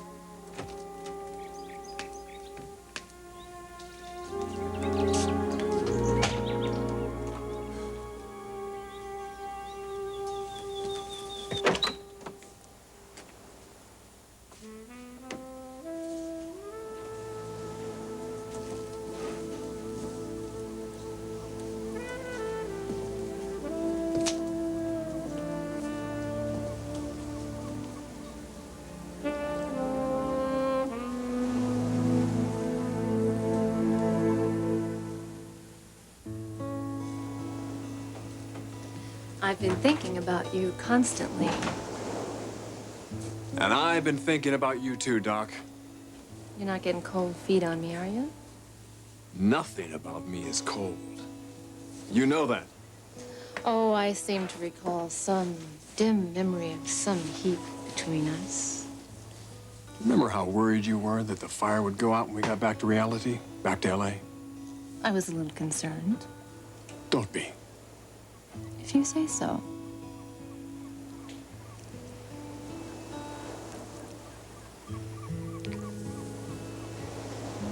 So what's on your mind? What makes you think there's something else on my mind? I can read your lips. Talk to me, Ridge. I know you have a lot of questions about Brooke. So ask me anything you want. I have no secrets. So then you told her you told her that we're engaged? Yes, I told her. She was at my place when I got home last night. She realized that little incident with the model was all a setup, so she was ready to start our relationship again. She must have been devastated. She was shocked. You know, you don't have to feel uncomfortable about talking to me about Brooke. I know you feel for her. I think about her. Of course you do. I'm sure you have residual feelings. You would have to. Doc, I just want her to be happy.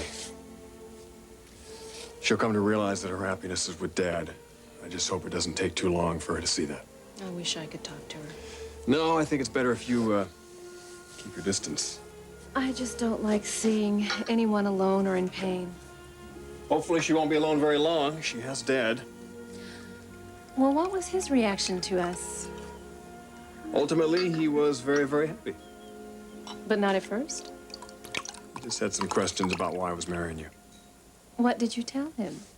I told him that you were brilliant, beautiful, though you do have a million questions. That you were charming, extremely sexy, and that you have this little spot on your thigh that when I touch it, just the right way. You did not tell him that.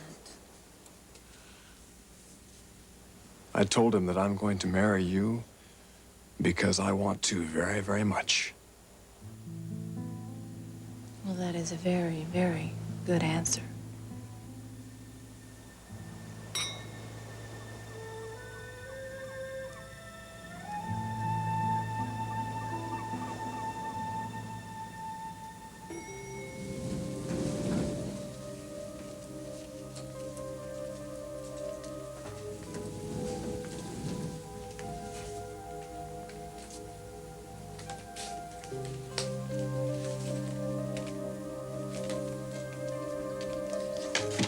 Excuse me.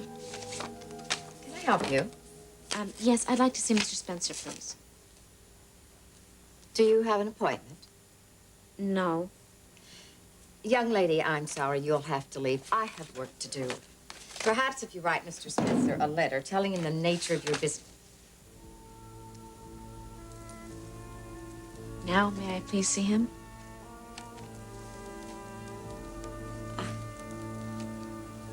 I can't believe it.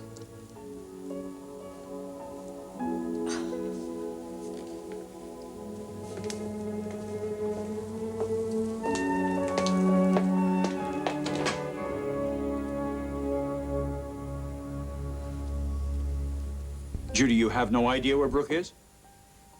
All right, look, if you do hear from her, I want to know right away. I'm very worried about her. All right, talk to you later.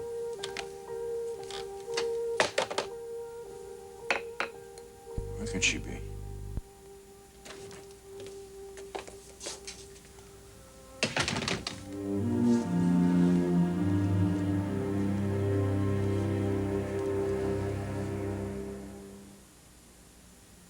Brooke, honey, I was just trying to find you. I assume you know about Ridge and Taylor's engagement. Yes, I do. I'm sorry. You must be hurting. Eric, I don't want your pity. Yours or anybody's. Brooke, you don't have to pretend in front of me. I'm not pretending. I'm just taking charge of my life. I want you to know that Eric Jr. is fine, and he's being well taken care of. Of course he is. I know that. So you have nothing to worry about. Brooke, I'm worried about you. I know this must have been one hell of a shock. You loved Rich. You were about to move in with him, and then he comes home and... Eric, please. I don't want to talk about this. You can't just pretend that nothing has happened, Brooke. I'm going to the lab. I have a lot of things to catch up on.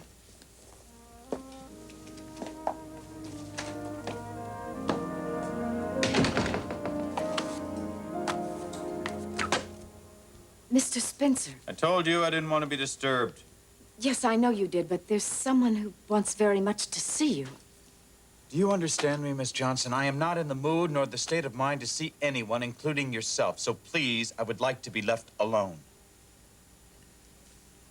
Mr. Spencer, you definitely want to see this young woman. You must see her.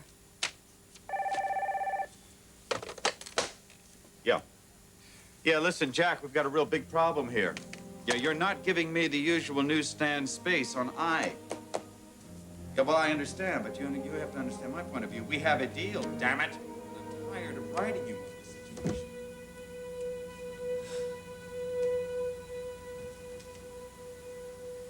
So are you ready to talk about our wedding plans? Definitely. Well, I talked to my family. I don't have a big family, but my father said that he would definitely try to be here. I'll look forward to meeting him then. Great. He's a wonderful man. He raised me practically single-handedly. He was always there for me. We didn't have a lot of money, but he always tried to do everything for me. I'm glad he'll be here. How about your family? Are they going to be here? Of course they will. Rich, it's going to be a gorgeous ceremony outdoors in the most beautiful natural setting overlooking the ocean. And we'll be surrounded by every orchid I can get my hands on in honor of the islands that brought us together. That sounds fantastic. It will be. Are you sure you're ready for this? I am ready, willing, and able. I cannot wait to marry you. Feel the same way, Doc. I don't want to wait. Not anymore.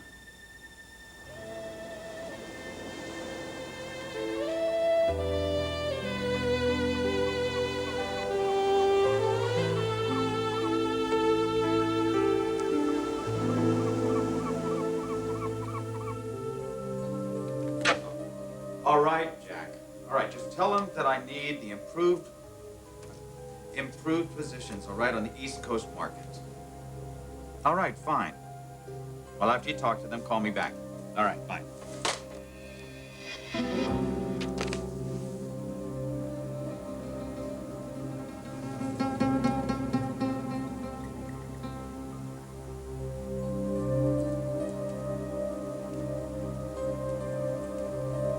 Hello? Dad?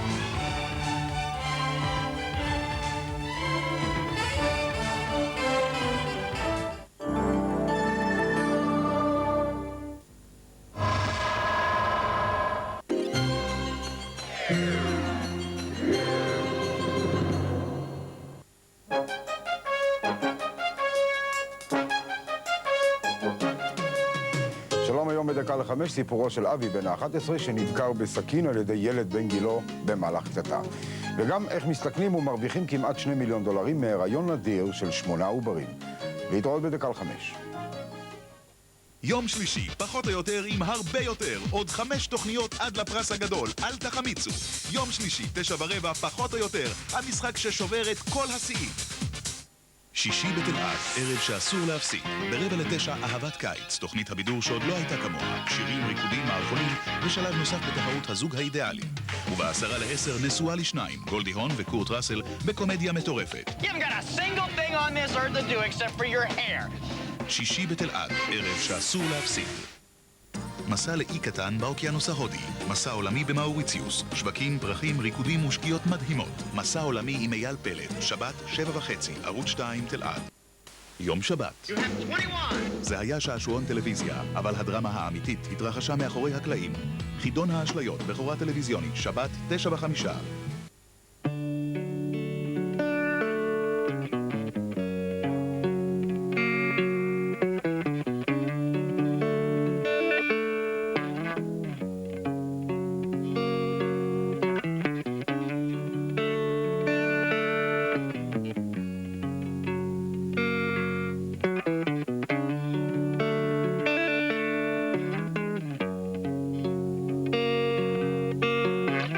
Sometimes I feel like I don't have a partner. Sometimes I feel like my only friend is the city I live in, the city of angels. Lonely as I am, together we cry.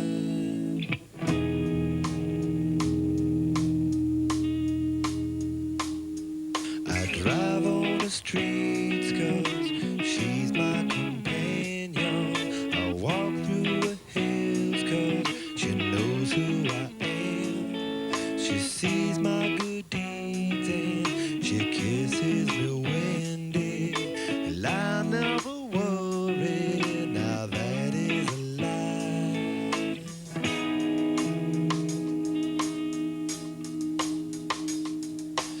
I don't ever wanna feel like I did that day. Take me to the place I love. Take me all the way. I don't ever wanna feel like I did that day. Take me to the place I love. Take me all the way. Yeah, yeah, yeah.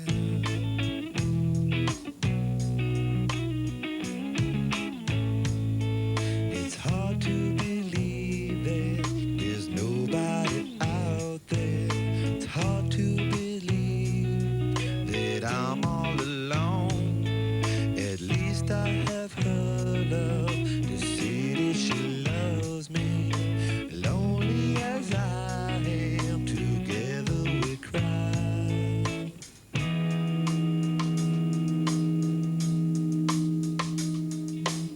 I don't ever wanna feel like I did that day. Take me to the place I love. Take me all the way. I don't ever wanna feel like I did that day. Take me to the place I love. Take me all the way. Yeah, yeah, yeah. Oh, no, no, no, yeah, yeah. Love me, I say, yeah, yeah. One time.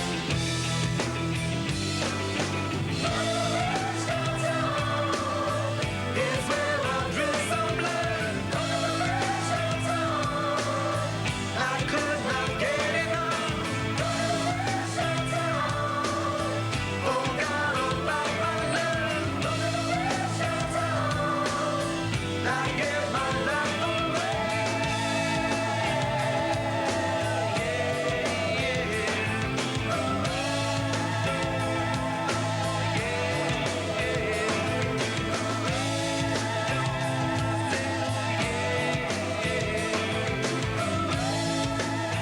Where I stay.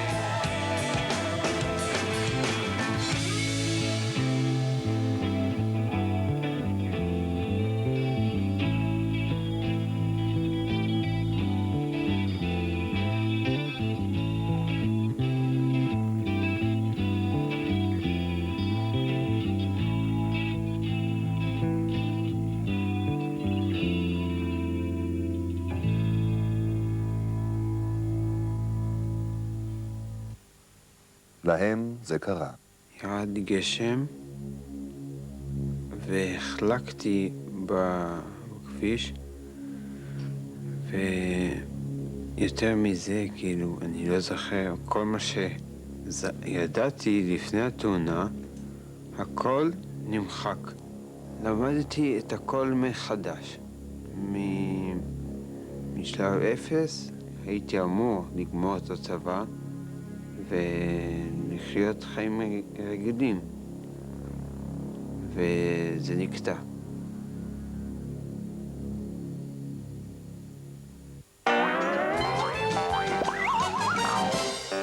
החידוש הבטיחותי האחרון של פולקסווגן, אבזרי הנוחות. יש להגה כוח.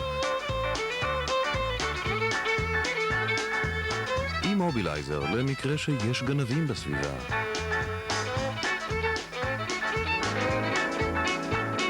שתי כריות אוויר, כי אף פעם אי אפשר לדעת מה מחכה מאחורי הסיבוב. וחלונות חשמל. לא שמישהו צריך לפתוח חלון עם מזגן מקורי כזה. פולקסווגן, כי חיים רק פעם אחת. במקום שתפקירי את הגב של הילד שלך, תני לו ספאפה של המנח עם המרכז הבריאותי. ועכשיו מבצע, קונים ספאפה ומשתתפים בהגרלת חופשה ביורו דיסני לכל המשפחה. ספאפה של המנח. חדש בקולנוע, פרימן. האקשן הכי מדהים שראיתם מעולם. לא תשכחו את פרימן. ביצועים שטרם נראו כמוהם בקולנוע. פרימן, שם שתזכרו תמיד. למיליוני אנשים בעלי שיניים רגישות בארץ ובעולם, זה כבר לא קורה. חם, קר, חמוץ, מתוק. סנסודיין המומלצת לשיניים רגישות יוצרת שכבת הגנה בין השן למקור הגירוי. ועכשיו סנסודיין במבצע. עוד שליש למי שרגיש. המרכז הישראלי לריהוט. בואו למרכז הישראלי לריהוט באזור הקניונים בראשון לציון. כשהבלש דיוויד רובישו החזיר את התג, הוא חשב שיוכל לפרוש בשקט. הגורל קבע אחרת. אריק רוברטס, מרי סטיוארט מאסטרסון, קלי לינץ', טרי האצ'ר, אלק בולדווין, אסירי גן עדן, חדש בקולנוע. כל היתרונות, כל החידושים, איך שלא תסתכלו על זה. אלקטרה, מספר 1 במיזוג אוויר. ועכשיו, כל מי שאוהב פרפר, שר. הוא הכי טוב בעולם, אוהבים אותו כולם, החטיף הכי נחמד, פר, פר, פר. יש בו משהו מיוחד, את הסוטד ומיד, אין כזה לאף אחד. פר. כי בחטר פקטה, יש גם סקיפי כמובן. חמאת בוסנים, ים. תנו לי רק פרפר לזוז, זה הכיף הכי גדול. אני רוצה פרפר ודי. ביי. פרפר החטיף הכי טעים מכולם.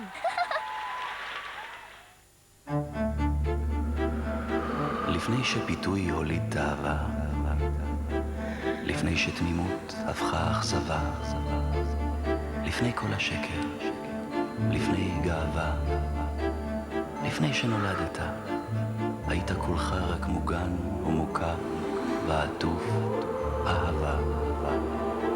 תחזור אל ההתחלה שלך. מזרן המנח עם המרכז הבריאותי ושכבת הנוחות המפנקת. מאז שנולדת לא ישנת טוב כל כך. אורל ספרינג, 16 קפיצים לניקוי אישי של כל שן.